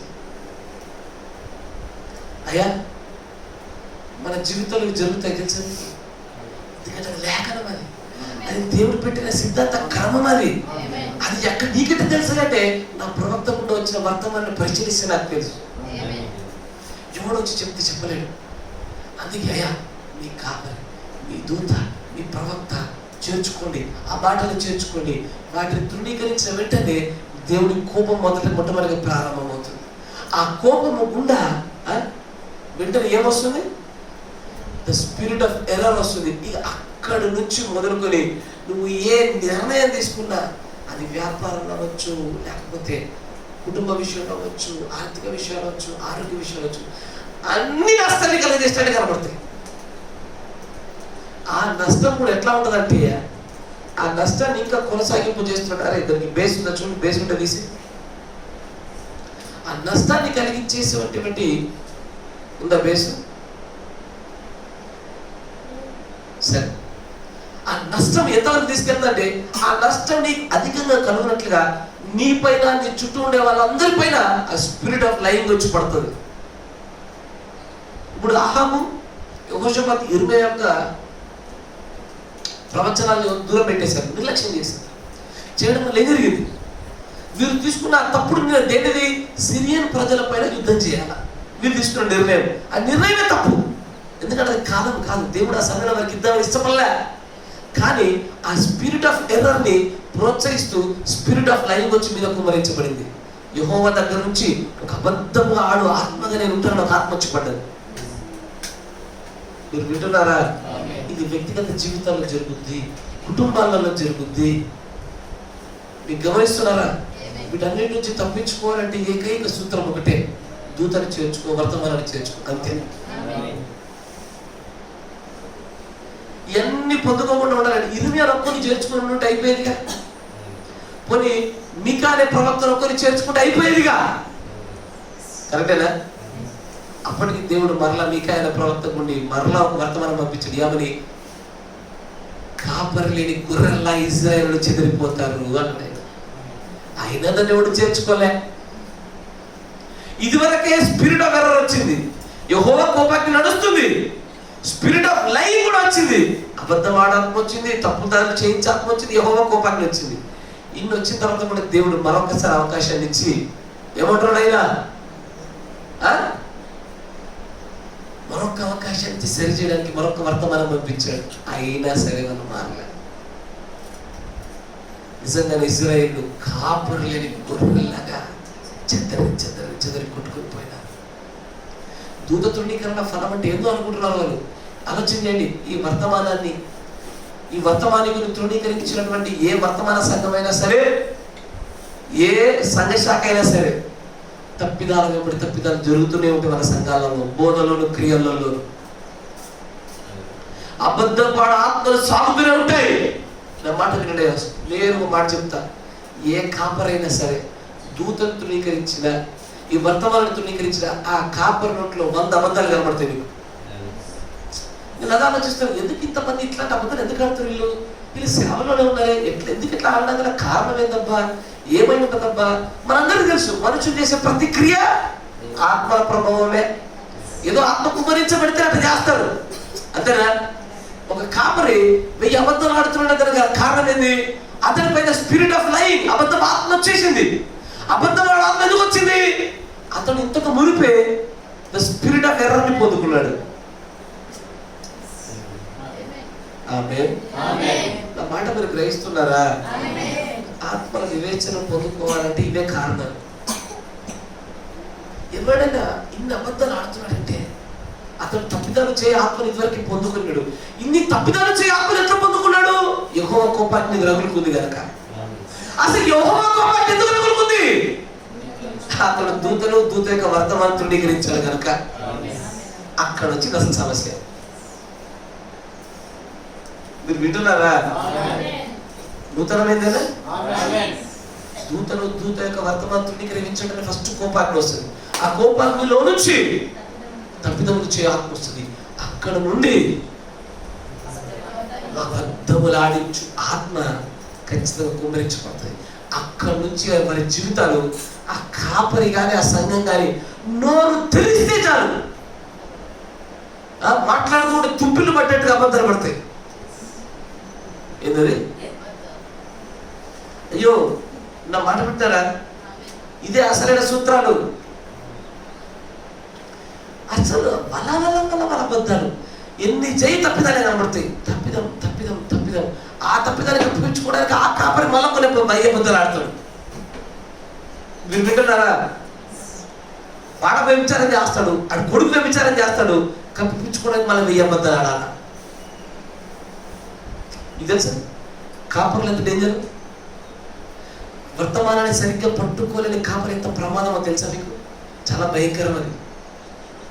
ఎంత భయంకరమని మీకు ఉదాహరణ చూపిస్తాను చూడండి. ఇప్పుడు ఒకవేళ ఆ కాపరి కనుక వ్యభిచారం చేశాడు అనుకోండి, పట్టుబట్టాడు అనుకోండి, విశ్వాసం నుంచి ఏం చేస్తారు? గొల్ల పట్టుకొని ఏమంటారు?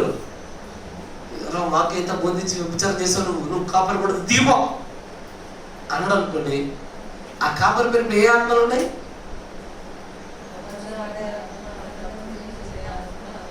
నేను ఇంకొకసారి అడుగుతాను, నాకు ఇక్కడ నుంచి కానీ మీ దగ్గర నుంచి రెస్పాన్స్ రాలేదనుకుంటే ఖచ్చితంగా ముగించేస్తాను. If you are being silent, మీరు ఒకవేళ సమాధానం చెప్పాల్సిన సమాధానం చెప్పకపోతే ఈ వర్తమానం చెప్పుకోవడం అర్థం.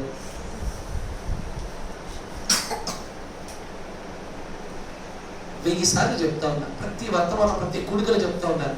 మీకు మళ్ళీ మళ్ళీ చెప్తున్నా, యెహోవా ఆత్మ మనతో వాదించదు. మీరు చాలా చాలా ఎంత మొండితనంగా ఉన్నారంటే ఈ విషయంలో నోరు తెరవడానికి, స్తుతులు స్తోత్రాలు చెప్పడానికి, సమాధానం చెప్పడానికి భీకరమైన మొండితనం కనబడుతుంది మీ దగ్గర. ఐ డోంట్ నో, మీరు ఖచ్చితంగా దేవుని దగ్గర నుంచి ఏం పొందుకుంటారో కూడా భయం వేస్తుంది. ఎంతకాలం వచ్చి మీ పక్షాన్ని మధ్యవర్తిత్వం చేస్తారు, ప్రభు పిల్లలు ప్రభు క్షమించుతారు, తెలియజేస్తారు. ఇంకేం పిల్లలు 20 సంవత్సరాల నుంచి వర్తమానంలో ఉంటే మిమ్మల్ని తీసుకెళ్ళి ఆమె నాన్న చర్చలో కూర్చోబెట్టాలి 2 నెలలు. అప్పుడన్నా బుద్ధి వస్తుందేమో మీకు, అప్పుడన్నా మారుతారేమో. ఆమె చర్చలు ఉంటాయి తెలుసు, ఆమె చర్చలలో కూర్చోబెట్టాలి మిమ్మల్ని. ఆ ప్రమాదకరమైనటువంటి ఆ కాపరి చూడండి ఎట్లా ఉంటారంటే, వాళ్ళపైన యెహోవా అగ్ని, ఆ కోపాగ్ని నివారింపలేము. అంటే ఉండిపోతుంది, అది ఎప్పటికీ పోదది, దాని ఫలం తినాలి. తదుపరి వెంటనే తప్పిదములు చేయాల్సి వస్తుంది. అప్పుడే ఆ కాపరి తప్పిదాలు చేస్తాడు, చుట్టుపక్కల అంతా తప్పిదాలు చేస్తూనే ఉంటారు. నువ్వు ఎంత అన్నా అవునన్న కథను తప్పిదాలు చేసి చేసి చేస్తారు. ఎందుకంటే వాళ్ళ పైన ఆత్మ ఉండే ఇచ్చింది. ఎప్పుడు తప్పిదాలు కనబడతాయి, నిర్ణయాలు తప్పిదాలు ఉంటాయి, మాటలు తప్పిదాలు ఉంటాయి, క్రియలు తప్పిదాలు, అన్ని తప్పిదాలు. పోయి ఎందుకయ్యా మీరు వ్యభిచారం చేస్తున్నటువంటి మీ పిల్లలు ఎందుకు క్షమించారయ్యా, ఎందుకు మీరు బయటకు ఎట్టుతలే అన్నారనుకోండి, ఏమంటారు తెలుసా? ఏమంటారు? కాదు కాదు, అదే చెప్తున్నారు. ఎందుకు వెళ్ళగొట్టాలని అనుకుంటున్నారు? ఆలోచించండి. ఇప్పుడు ఒక ఆ కాపరి వ్యభిచారం చేసిన తప్పిదం చేసిన అనుకోండి, అతను కనుక వెళ్ళి నిలదీశారనుకోండి, ఆయన అంటాడు ఏమని? యేసు ప్రభువే వ్యభిచారం చేసిన క్షమించారు, మీరు క్షమించారా? మీరు యేసు ప్రభులో ఉండాలనుకుంటారా, ఉండాలనుకోవట్లేదా? మరి యేసు ప్రభు క్షమించాడా? మరి మీరు క్షమించారా? విశ్వాసం అందరూ ఏదో పెద్ద పొడి చేస్తాం, ఎగరేస్తామని గల్లలు పడుతుందని పోయిన వాళ్ళు అందరూ తోకలు ముడిచి వెనక్కి వెళ్ళిపోతారు. ఏదో ఎంతమంది కూడా మనలో చూసి పంపించాడు కదా మాస్టర్. అంత ప్రమాదం ఉంటాయి. నేను మీకు చెప్తున్నా వినండి.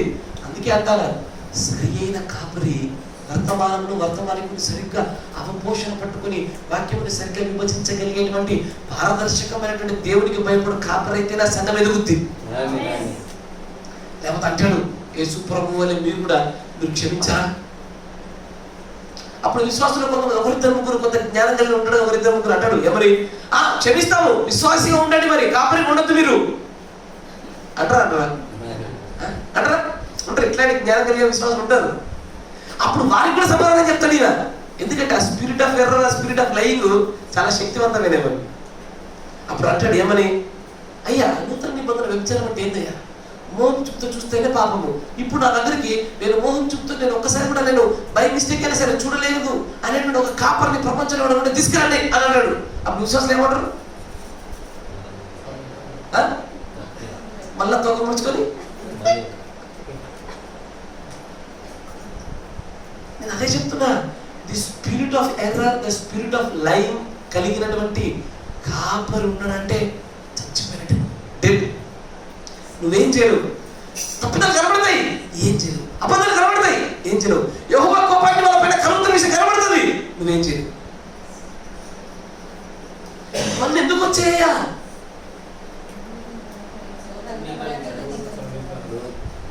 దూత వర్తమానం తృణీకరిస్తే నీ మూల్యం అంతే, నీ జీవితం అంతా. ఇది ఒక సంఘానికి, ఒక కాపరికి జరిగేది. కుటుంబాల పరిస్థితి ఏందయ్యా? కుటుంబాలు సైతం తృణీకరిస్తుంటే మీ పరిస్థితి మిమ్మల్ని ఎవడుగా పడాలా? కాపర్లు తప్పించుకోలేకపోతున్నారు, విశ్వాసాలు ఎక్కడ తప్పించుకుంటారు? ఎవడు తప్పించుకోలేడు దాని నుంచి. దూత తృణీకరణ ఫలం అంటే తృణీకరణ ఫలమే. ఆ తృణీకరణ ఫలంలో నివారింపలేనటువంటి యెహోవా కోపాన్ని నివారించలేవు. తినాల్సింది పూర్తిగా. అక్కడి నుంచి స్పిరిట్ ఆఫ్ ఎర్రర్, అక్కడి నుంచి స్పిరిట్ ఆఫ్ లైఫ్, ఇంకా ఉన్నాయి, ఇంకా చాలా ఉన్నాయి, ఇంకా చాలా ఫలాలు ఉన్నాయి. అలా ఒక దాని వెంబడి ఒకటి వచ్చి వచ్చి వచ్చి వచ్చి కనబడుతూనే ఉంటాయి. నువ్వు అబద్ధాలు ఆడావా? ప్రస్తుతం ఆడుతున్నావా? నీ కుటుంబంగా అబద్ధాలు ఆడుతున్నారా? జాగ్రత్త. అలా అబద్ధాలు ఆడుతున్నారంటే దాన్ని వెంబడి తెలుసా? అయ్యా నా కూతురు అబద్ధం ఆడుతుంది, నా కొడుకు అబద్ధం ఆడుతాడయ్యా. ఎందుకో చెప్పనా? వారి పైన స్పిరిట్ ఆఫ్ లైఫ్ వచ్చేసింది. అది వచ్చిన దానికంటే ముందు స్పిరిట్ ఆఫ్ ఎర్రర్ వచ్చేసింది. అది తప్పిదాలు చేశారు కాబట్టి అబద్ధాలు ఆడుతున్నారు. అంతేనా? నీ కూతురు నీ కొడుకు సినిమాలు చూసింది కాబట్టి చూడలే అబద్ధం ఆడాడు. ఇప్పుడు అబద్ధం చెప్పేది ఎప్పుడు? ఒక క్రియ వెంబడి అబద్ధం ఉంటుంది. అంతేనా కదా? అంతేనా? తాగిపోతాడు, తాగిన వారంటే తాగలేని అబద్ధం ఆడుతున్నాడు. ఆ అబద్ధం ఆడుతున్నాడంటే అబద్ధం ఆత్మ. ఈ ఆత్మ ఎక్కడి నుంచి వచ్చింది? తప్పిదాలు చేయనటువంటి ఆ ఆత్మ నుంచి అబద్ధాలు నమ్మవుతుంది. అంతే కదా? తప్పిదం చేస్తేనే కదా ఆ తప్పిదాన్ని కప్పిపుచ్చుకోవడానికి అబద్ధం చెప్పేది. ఆ సిద్ధంగా తప్పిదం చేశాడు, వాడిపైన యెహోవా కోపాన్ని రగులుకొని దేవుడు వాడిని తప్పిదాన్ని నాకు అప్పచెప్పేశాడు. నేను నా భార్య నా భర్త తప్పిదాన్ని చేస్తా ఉంటాను. ఎందుకు? దూత యొక్క వర్తమానం తృణీకరించాలి కాబట్టి. మీరు నేను ఎందుకే అంటానయ్యా, ఈ వర్తమానానికి దూతకు మీ కాపరికి దూరంగా ఉండకండి. మీరు దూరంగా ఉంటే మీరు సాధించేది ఏది లేదు. ఇవే కనబడతాయి లాస్ట్లో. నన్ను నమ్మండి. తర్వాత ఇంకా ఉండాలంటే చెప్తాను మీకు. చివరికి ఎవరైతే ఈ వర్తమానానికి దూరంగా ఉంటారో, ప్రవక్తకు దూరంగా ఉంటారో, తమ వ్యక్తిగతమైన సొంత కాపరికి దూరంగా ఉంటారో, నేను చెప్పేది లేఖన ప్రకారం ఉన్న కాపరికి, ఈ మూడింటి నుంచి దూరంగా ఉన్న ప్రతి ఒక్క వ్యక్తి జీవితంలో మేబీ తొందరగా రావచ్చు, లేట్గా రావచ్చు, ఇవే వస్తాయి. తప్పిదాలు కనబడతాయి, అబద్ధాలు కనబడతాయి, యెహోవా కోపానికి కనబడతాయి వాళ్ళ జీవితం అంతట్లో. దూతను తృణీకరించకుండా ఉండండి, జాగ్రత్త. చాలా భయంకరమైనది. నా మాట వింటున్నారా? అలాంటి పరిస్థితి మీకు రాకుండా ప్రార్థన చేయండి. Very simple. దీనికి ఉన్న ఏకైక మందు ఒకటే. ఏంటది? వెలువడిన ప్రతి వాక్యం లేఖనాలతో పొందుబడిన ప్రతిది నాదే అనుకోవాలి, తీసుకోవాలి. దూతను చేర్చుకోవాలా, దూత వర్తమానాలు చేర్చుకోవాలా, ప్రవక్తను చేర్చుకోవాలా, కాపరం చేర్చుకోవాలా, డన్. మన ఆత్మ మనం కాపాడుకున్న వాడం అవుతాం. యెహోవా దగ్గర నుంచి అగ్నిని పొందుకోకుండా ఉంటాం మనము. గర్వపు ఆత్మల చేత మనం ఎప్పుడు కూడా వీటి దూరంగా ఉండకూడదు. ఎందుకంటే కాపర్ నుంచి దూరంగా ఉన్న ప్రతి గొర్రె ఏదో ఒక నుంచి చచ్చిపోతుంది. ఫస్ట్ నా మాట కరెక్టేనా? కాపర్ చుట్టూ తిరుగుతుంది అనుకున్న గొర్రె, ఆ కాపర్ ఏం చేస్తా చెప్పనా? పచ్చిగా కలిగిన గడ్డి కుప్ప కనబడదు అనుకోండి, ఫస్ట్ దీన్నే పంపిస్తాడు, పో అని. నిజంగా కూడా వస్తాయి, కానీ ఫస్ట్ దీనికి అవకాశం ఉంటుంది. అన్ని అక్కడికి వస్తాయి, కానీ ఫస్ట్ దీనికి కదా ఆ బెనిఫిట్. కాపరికి దూరంగా మంద ఎనకాల ఉందనుకోండి ఆ గొర్రె, ఏదైతే మందులోనే ఉన్నా, కాపరి దూరంగా ఉంటే పర్లేదు కానీ మందులోనే ఉన్నా అనుకుంటే చూసినావా, గడ్డంతా అయిపోయినాక లాస్ట్ దానికి మిగిలిన తినగా పడిపోయిన చిన్న రెమ్మలు చూసినా అది దొరుకుతుంది దానికి. కరెక్టేనా? వాస్తవం లేదా? అందుకే నేను అంట, ప్రవక్తకు దగ్గరగా ఉండండి. ప్రవక్త వెంబడి వచ్చిన వర్తమానం దగ్గరగా ఉండి, ఆ వర్తమానంలో చెప్పిన విషయమే కాపరికి దగ్గరగా ఉండండి. ఈ కాపర్ దగ్గర చూస్తున్నటువంటి వర్తమానాన్ని, ఈ వాక్యాన్ని విసిరేయకుండా తృణీకరించిన దగ్గర పెట్టుకోండి. ఇవి తప్పించుకొని ఇవి పొందుకుంటాయి. ఇవి బాగుంటాయి, ఇవి మేలు కలగజేస్తాయి, ఇవి శాంతిని సమాధానం ఇస్తాయి, ఇవి మనల్ని ఎప్పుడు కూడా ఫెయిల్ చేయవు. ఇది ఈ మూడు రాగానే ఏమవుతుందో తెలుసా? నువ్వు నీతి మంత్రులు చేర్చుకో, ప్రవక్తలు చేర్చుకో, అతిథి ఫలం చేర్చుకో, ఆటోమేటిక్గా దేవుడు చేర్చుకున్నట్లే. దేవుడు చేర్చుకున్నామంటే దాని అర్థమే దైవత్వం మనలో ఉన్నట్లేయా, ప్రపంచమంతా మనలో ఉన్నట్లు. అందుకే అంటారు ఆతిథ్యాలు చేయడము మరవద్దు. ఎంతమంది ఆతిథ్యం చేస్తున్నారు అయ్యా? ఏనాడో నీ పక్క సహోదరుని రానన్న మన ఇంట్లో ప్రేమపూర్వక ప్రేమ మీద పిలిచావా? ఆతిథ్యం అంటే ఏందయ్యాది? అయ్యా నాకు ఎందుకు కోపం వస్తుంది అంటే ఒక్కొక్కసారి అంటే వర్తమానాలు చెప్పిన తర్వాత కూడా మారలేదు చూసారా, నాకు అదే ఆశ్చర్యం వేస్తుంది. ఆతిథ్యం అంటే ఏంది? నువ్వు ఆశించకుండా నీ ఇంటికి వచ్చే ఆతిథ్యమా? ఇప్పుడు అబ్రహాం దగ్గరికి ఎట్లా వచ్చాడయ్యా? పోతు మొదలు రాను రాకపోతే నన్ను నేడు నీ దాసుని నువ్వు దాటిపోకూడదు అంతేనా? ఆతిథ్యం అంటే ఏంది? ఆహ్వానించేది ఆతిథ్యము, అంతేనా? ఆహ్వానించేది ఆతిథ్యమయ్యా. ఇప్పుడు ఇద్దరు దూతలు పోతున్నారు, ఇద్దరు దూతలు పోతుండగా లోతు అంటాడు ఏమని? సాష్టాంగపడి, నేడు నీ దాసుని ఇంట్లో మీరు బస చేయకుండా దాటిపోవద్దు, అటు దాటిపోతే మాకు గొప్ప కీడు కలుగును కాక. అంతేనా? ఆహ్వానిస్తేనే ఆతిథ్యం. ఆహ్వానించకుండా లింగు చెప్పి మీ ఇంట్లోకి వచ్చి కూర్చొని తింటారు అందరూ. ఇప్పుడు నేను పీటర్ గారు ఉన్నారు, నేను మా ఇంట్లో తినాలంటే రా పీటర్ అని నేను పిలిస్తేనే కాబట్టి వచ్చేది. వచ్చి వాడంతటి వాడే మళ్ళీ ఈ సినిమా డైలాగ్ ఉంటుంది నా దగ్గర, ఈ ఇల్లే నీదాయే, మీకోసం మా డోర్లు ఎప్పుడు ఓపెన్ ఉంటాయా, మీకోసం మా డోర్లు ఎప్పుడు ఓపెన్ ఉంటాయి అన్నామనుకో, నేను ఏం చేస్తా అంటే ఈ సోమవారం నాడు వస్తా, వచ్చి నీ ఇంటికి భోజనానికి వస్తా, పెడతావా నాకు? ఆ టైం నువ్వు పెళ్ళికి పోతావుగా, వస్తావేనా? ఇప్పుడు నువ్వు ఒక పెళ్ళికి ఫిక్స్ అయినా ఒక చోటికి, నాకు తెలియదు, నువ్వు 24 గంటలు మా డోర్ లోపలే బ్రదర్ అని అంటావు, నేను వస్తాను కూర్చుంటా. అప్పటికి నువ్వేం చేస్తావు? మంచిగా చదువుకొని పిల్లలు వేసుకొని షూటింగ్ పుట్టి వేసుకొని తల వేసి వెళ్తున్నావు, నన్ను చూసినావు, నువ్వేం చేయాలి?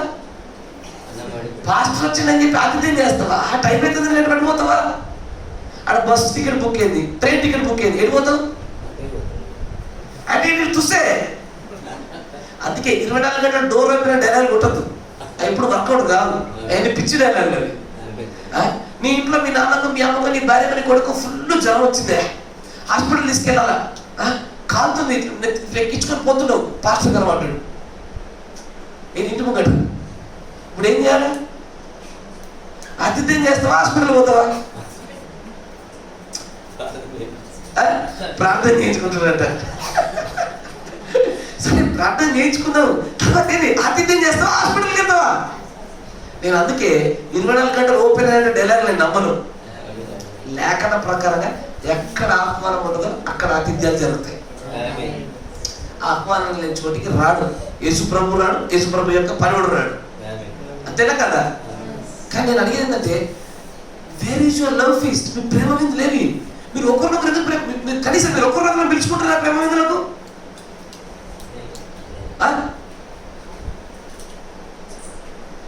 మరి ఇంకేం ఆతిథ్యం? మీరు ఆతిథ్యమైన వర్తమానం మీరు ఏం నేర్చుకున్నారు? మా ఇంటికి వస్తే మేము ఎప్పుడు ఆతిథ్యం చేయకుంటున్నామా? మాకున్న దాంట్లో, మా దగ్గర ఏదో ఇంతే ఉండదు అనుకోండి, మాకున్న దాంట్లోనే మా కుటుంబీకులు చేస్తున్నారు లేదా? మీకు చేస్తున్నారు లేదా? మాకైతే ఆతిథ్య ఫలం వస్తుందయ్యా, మేము ఫుల్ ఖుషిగా ఉన్నాం తెలుసా. మాకు ఒక డే మొత్తం చూసుకుంటే మా జీవితంకి, మా భూనమ్మకి, ఋతుక్ గారికి, విషయం గారికి అప్పుడప్పుడు ఇలా పరిచయం చేసేది. నాకు తెలుసు ఎవడికి ఆతిథ్యమైన ఫలం బహుగా కుమరించబడుతుందో. మీకు తెలుసో తెలియదు, మీకు లేదు, మీ వల్ల మీ కాపరికి అధికంగా దొరుకుతుంది. మీకు వద్దా? ఎడ కావాలి? మీరే మీ ఇళ్ళలో ఉండట్లేదు, మీరే ఆతిథ్యం చేస్తారు. జాగ్రత్త. ఆహ్వానం పలుకుతుంటేనే ఆతిథ్యాలు వస్తాయి. ఎప్పుడు మీ ఇంటి గురికే రాడయ్యా. ఇప్పుడు సమీర్ గారి ఇంటికి రూపాయి మీద రోజు పోతాడా? ఏమైపోతారా మీరు? పిలిస్తేనే కదా పోయేది. నిన్న రిపేర్ చేయించుకున్నాడా? మరి ఏమైనా ఆతిథ్యం చేసిందా? చూసే పనుల కోసం ఇంటికి తెప్పించుకుంటారు కానీ ఆతిథ్యం చేస్తలేదు. నా దేవా, తెలియకుండానే మీరు దేవదూతలకు ఆతిథ్యం చేసిన వారు అవుతున్నారు కదయ్యా. దేవదూతలు ఎట్లా వస్తారు?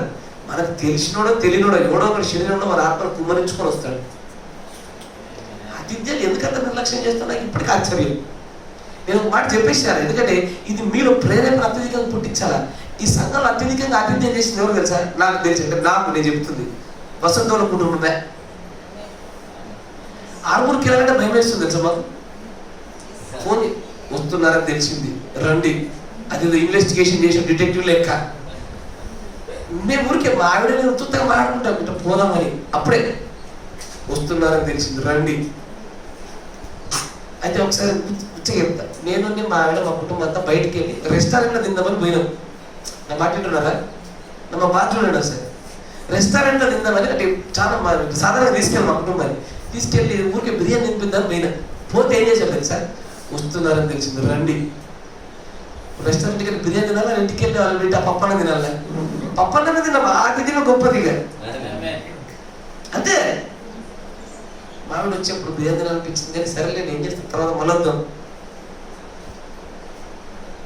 అంటే ఉండాలి. అది ఎందుకు ఉండాలి నాకు అర్థం కావడాలి, ఎందుకు మార్పు కలగడాలి అర్థం కావడాలి. మీరు ఒకరినొకరికి తెలుసుకోండి, ప్రేమ విధులు పిలుచుకోండి. మీరు వింటున్నారా? మీరు కేవలం కాపరికే ఫలాన్ని ఇచ్చినట్టున్నారు కానీ మీరు ఫలాలు పొందుకున్నట్లేదయ్యా. మీరు నాకేదేం కలవాలి ఆతిథ్య వర్తమని చెప్పి 4 నెలలే. ఓ పని చేయండి, మీరు ఆతిథ్యానికి పిలవండి అందరినీ. మీరు ఒకరొకరు పిలుచుకుని నన్ను పిలవండి, మేము పట్టుకొచ్చుకుంటాం, మా సద్ది మూట మేము తెచ్చుకుంటాం. మీ బాధ అంతా తిండి గురించే కావచ్చు.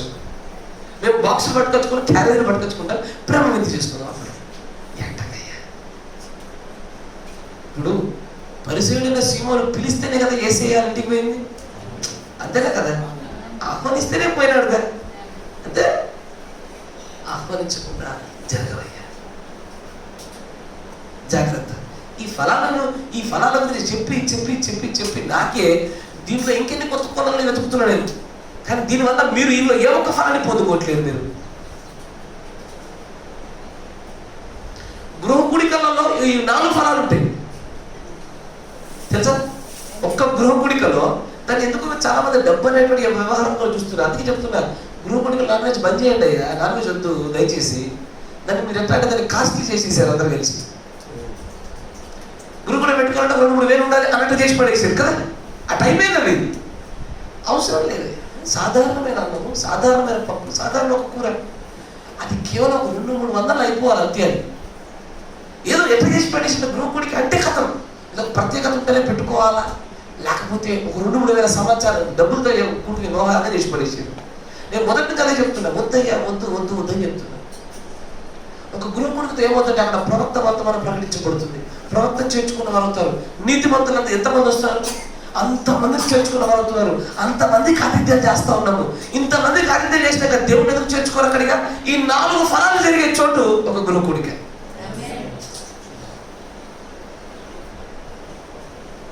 దాన్ని కాస్ట్లీ చేయకండి అయ్యా, దాన్ని సింపుల్గా ఉండనివ్వండి.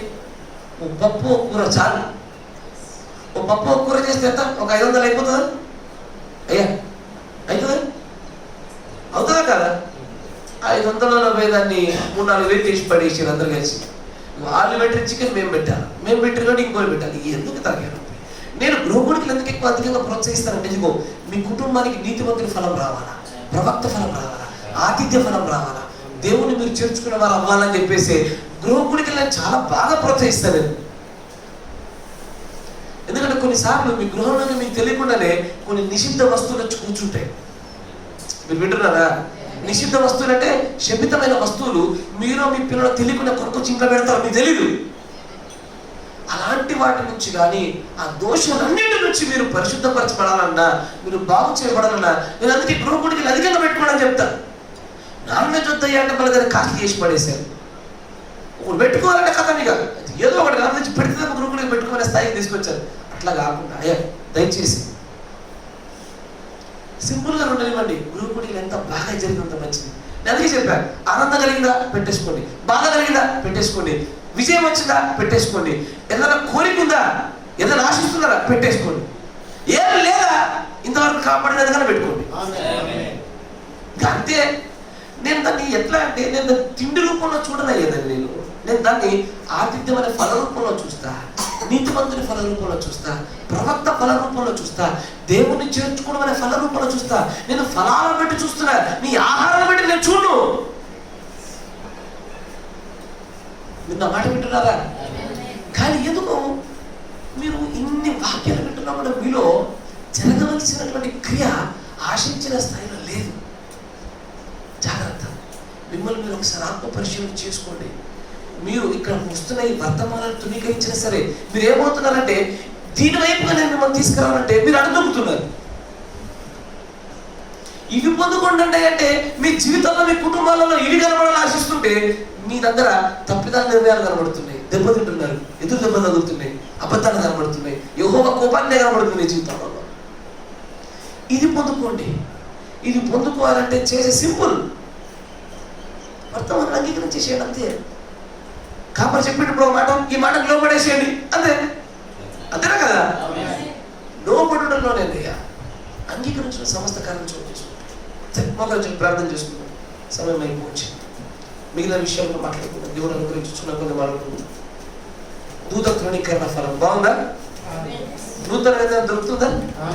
అన్ని పాతయ్యేనా? కలిసి దొరుకుతుందా? జాగ్రత్త.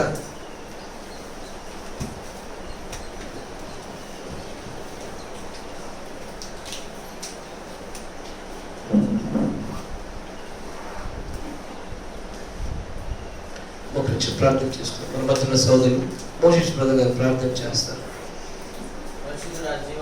చెప్పబడినటువంటి లేఖనమును బట్టి ఆ లేఖనం మనందరూ నెరవేర్పు జరుగులాగా, అంతేకాకుండా సుధా సిస్టర్ వాళ్ళ యొక్క కుమారుడు నవీన్ యొక్క ఆ కుమారుడు యొక్క ప్రవర్తన విషయంలో అతను దేవుడికి లోబడిలాగా, అంతేకాకుండా సంఘ నిర్మాణాలను బట్టి, సంఘంలో చోటు చేసుకోవాల్సిన ఆత్మీయ ఎదుగుదలను బట్టి, ఏ ఒక్కరు కూడా దూత తృణీకరణ ఫలాన్ని పొందుకోకుండా దూతను చేర్చుకోవడం వల్ల వచ్చే 4 ఫలాలను మాత్రమే పొందుకున్నట్లుగా అనారోగ్యంతో బాధపడుతున్న జ్ఞాపకం చేసుకుందాం.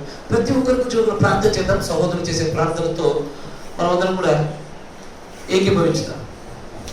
స్తోత్రం స్తోత్రం స్తోత్రం స్తోత్రం. పరిశుద్ధుడ జీవాధిపతి నీకే మహిమ ఘనత ప్రభావాలు చెందునుగా. ఈ సమయంలో తండ్రి ప్రభా మాతో మాట్లాడిన విధానం బట్టి నీకు స్తోత్రంలో ప్రభా. అవును తండ్రి ప్రభా, మేము ఎక్కడ ఉన్నామో తండ్రి ప్రభా, అర్థంలో తండ్రి ప్రభా చూపించిన రీతిని బట్టి నీకు వందనములు స్తుతులు స్తోత్రము చెల్లించున్నాం ప్రభా. ఇదిగో తండ్రి ప్రభా, మా ప్రవర్తన అంతటిని బట్టి మమ్మల్ని క్షమించవలసిందిగా ప్రార్థించున్నాం ప్రభా. ఇదిగో దేవా నాయన తండ్రి ప్రభా, నాయన ఇదిగో తండ్రి ప్రభా, మన నాయన ఆ యొక్క తండ్రి ప్రభా ఈ కాలం చేపట్టేటువంటి వర్తమానమును ఆ వర్తమానికి కొన్ని ప్రభా అనగా తండ్రి ప్రభా స్తోత్రములు ప్రభా. మన నాయన కాపరిని తండ్రి ప్రభా, కాపరి గుండా వచ్చే వర్తమానంను తండ్రి ప్రభా మేము చేర్చుకొని తండ్రి ప్రభా నీతిమంతుని ఫలమును తండ్రి ప్రభా నాయన ఇదిగో నీకు స్తోత్రం చెల్లించిన ప్రవక్త ఫలమును ఆ 4 ఫలములు మేము పొందుకుని వారి ఉండకు నీ కృప దయచేసి సహాయం చేయమని ప్రార్థించావా. అదే విధంగా తండ్రి ప్రభా మీ సహాయం మేము అర్థిస్తూ ఉంటున్నాం తండ్రి. ఇదిగో ఆ యొక్క వర్తమానమును తృణీకరించకుండా తండ్రి ప్రభా మరి నాయన ఆ తృణీకరణ ఫలమును మా యుద్ధ నుండి తీసివేయమని ప్రార్థించున్నాము. మమ్మల్ని మన్నించండి, క్షమించండి తండ్రి ప్రభా. ముందున్న సమయంలో తండ్రి ప్రభా నీ యొక్క ఆత్మ ద్వారా మమ్మల్ని నడిపింప చేయవలసిందిగా ప్రార్థించున్నాం. అయా నే తండ్రి ప్రభా వర్తమానం మాలో ఫలింపచేయి ప్రభా. ఇదిగో ప్రభా నీకు వందనములు తండ్రి. ఇదిగో నాయన తండ్రి ప్రభా వర్తమానంలో తండ్రి ప్రభా మేము జీవించుటకు తండ్రి ప్రభా మమ్మల్ని నడిపింప చేయమని ప్రార్థన చేయించుకుంటున్నాం. నాయన తండ్రి ఇక్కడ మోకరించినటువంటి నా ప్రియ సహోదరులు మమ్మల్ని అందరినీ కూడా మీ చేతులకు మేము అప్పచెప్తా ఉంటున్నాం ప్రభా. ఇదిగో తండ్రి ప్రభా మా నాయన ఆ యొక్క తండ్రి ప్రభా నాయన వర్తమానమును తండ్రి ప్రభా మేము చేర్చుకొని దాని ప్రకారంగా జీవించుటకు నీ కృపా భాగ్యమును కనికరం మాకు అనుగ్రహించవలసిందిగా ప్రార్థించుకుంటున్నాం ప్రభా. నాయన ఈ సమయంలో తండ్రి ప్రభా విత్తబడినటువంటి వాక్యము తండ్రి ప్రభా మన నూరంతలుగా ఫలభరితము చేయవలసిందిగా ప్రార్థించున్నాం. ఆయన ప్రార్థన అవసరతలను కోరి ఉన్నటువంటి ప్రియ సహోదరి తండ్రి ప్రభు నాయన ఆ సహోదరి యొక్క కుమారుని మీరు జ్ఞాపకం చేసి ఆయన అతని హృదయంతో మీరు మాట్లాడండి. ఆయన అతని హృదయం తెరవలసిందిగా ప్రార్థించండి, మీరు ఆకర్షించవలసిందిగా ప్రార్థించున్నాను. సహోదరి ఎటిరైటిస్ తండ్రి ఏ విధంగానైతే తన కుమారుల యొక్క రక్షణ కోరి ఉంటుందో మా ప్రియ సహోదరి కూడా తండ్రి ప్రభు తన కుమారుని గురించి తండ్రి ఆయన ఇదిగో నీ పాద సన్నిధిలో జ్ఞాపకం చేయడం తండ్రి ప్రభువా అయాను మీరు ఆకర్షించి మీరు కార్యాలు చేయవలసిందిగా ప్రార్థన చేయండి. ఆ బిడ్డకు తండ్రి ప్రభువా మరి ఆయన మీరు ఆకర్షించి తండ్రి ప్రభు నీ యొక్క రక్షణ భాగ్యం దయచేయవలసిందిగా ప్రార్థన చేయించిన మా కుటుంబాన్ని ఎత్తిపట్టండి ప్రభువా. ఆ కుటుంబం కావాల్సినటువంటి తండ్రి ప్రభు ప్రతి దాన్ని తండ్రి ప్రభు మీరు అనుగ్రహించండి. నాయన మీకు వ్యతిరేకంగా ఉన్న ప్రతి దాన్ని తొలగించవలసిందిగా ప్రార్థించున్నాను ప్రభువా. నాయన అదే విధంగా తండ్రి ప్రభు సంఘ సరిహద్దులను కూడా మీరు విశాలపరచవలసిందిగా ప్రార్థించున్నాను. సంఘంలో అనేక రీతులుగా తండ్రి ప్రభు మరి నాయన ఇదిగో ఆ 3వ ఏడుపు పరిచర్యలో తండ్రి ప్రభు ప్రవేశింపబూచినటువంటి సూచనలను మరి అనేక సహోదరుల గుండా ప్రభు నాయన మీరు తండ్రి ప్రభు మరి నాయన ప్రభు మీ కార్యములను తండ్రి ప్రభు జరిగించిన విధానం బట్టి నీకు వందనములు స్తోత్రము చెల్లించున్నాం తండ్రి. అవును తండ్రి యేసయ్యా ఈ కాల సమయంలో తండ్రి ప్రభా మాకు మంచి కాపరినిచ్చావంటే నిన్ను లెక్కలేని వందనాలు స్తుతులు స్తోత్రము చెల్లించున్నాము తండ్రి ప్రభా. ఆ కాపరి గుండా వచ్చు నీ మాటలను విని ప్రభువా ఇదిగో నీ యొక్క ఫలమును పొందుకునే వారిగా ఉండటకు సహాయం చేయండి. అయ్యా జీవాధిపతి నీకు స్తోత్రములు వందనాలు చెల్లించిన ప్రభువా ఇక సహోదరుడు డానియేలును కూడా జ్ఞాపకం చేసుకున్నాడు. అతడు వెన్నులో ఉన్నటువంటి నొప్పంతటిని ప్రభు అయిన యేసు నామములో దూరపరచబడును గాక. సంపూర్ణ ఆరోగ్యం ప్రభు అయిన యేసు క్రీస్తు నామములో కలుగును గాక. ఆయన తండ్రి ప్రభు మరి అదే విధంగా మా నాన్నతో జ్ఞాపకం చేసుకోండి ప్రభు. తప్పిదములను దోషములను అతిక్రమములను పాపములన్నింటిని కూడా క్షమించవలసిందిగా మన్నించవలసిందిగా ప్రార్థించున్నాము తండ్రి. ఇదిగో తండ్రి ప్రభు మరి నిన్నటి దినమున మీరు చూపిన మహాకృపకై నీకు వందనములు స్తుతులు స్తోత్రము చెల్లించున్నాము తండ్రి. నాయన తండ్రి ప్రభు నాయన మొరపెట్టినప్పుడు కార్యములు చేయించినటువంటి దేవుడవయ్యా, దానికి కదలికనే తండ్రి ప్రభు మరి నేను నమ్ముచుంటున్నాను తండ్రి ప్రభు. నీ కార్యములను చూపుచున్నటువంటి దేవుడవయ్యా అయ్యా, నువ్వు హృదయాలను తెరచండి ప్రభు. మరి మార్చవలసిందిగా ప్రార్థించున్నాము తండ్రి. నాయన తండ్రి ప్రభు మరి నాయన ప్రతి విషయంలో తోడుగుండండి ప్రభు. ఇదిగో నా ప్రియ సహోదరులు అడిగినటువంటి ప్రతి అక్కర అవసరతను ప్రభు మాకున్నటువంటి కోట నీవై ఉంటున్నావు గనక వాని యొక్క మైమర్శంలో తీర్చబడును గాక. వానికి వందనాలు చెల్లిస్తున్న ఈ యొక్క సంఘమును జ్ఞాపకం చేసుకొని ఈ యొక్క ఆత్మ గుండా నడిపింపజేసి ఈ యొక్క ప్రకటింపబడినటువంటి వాక్కులను తండ్రి నాలో మాలో ఫలింపజేసి దాని ప్రకారంగా జీవించి తండ్రి ఇదిగో ఆ యొక్క తండ్రి ప్రభు మరి నాయన ఫలమును పొందుకుంటూ నీ కృపా భాగ్యమును కనికరం దయచేయమని ప్రభు అయిన యేసుక్రీస్తు నామమున స్తుతించి ప్రార్థన చేయించున్నాను. Praise the Lord.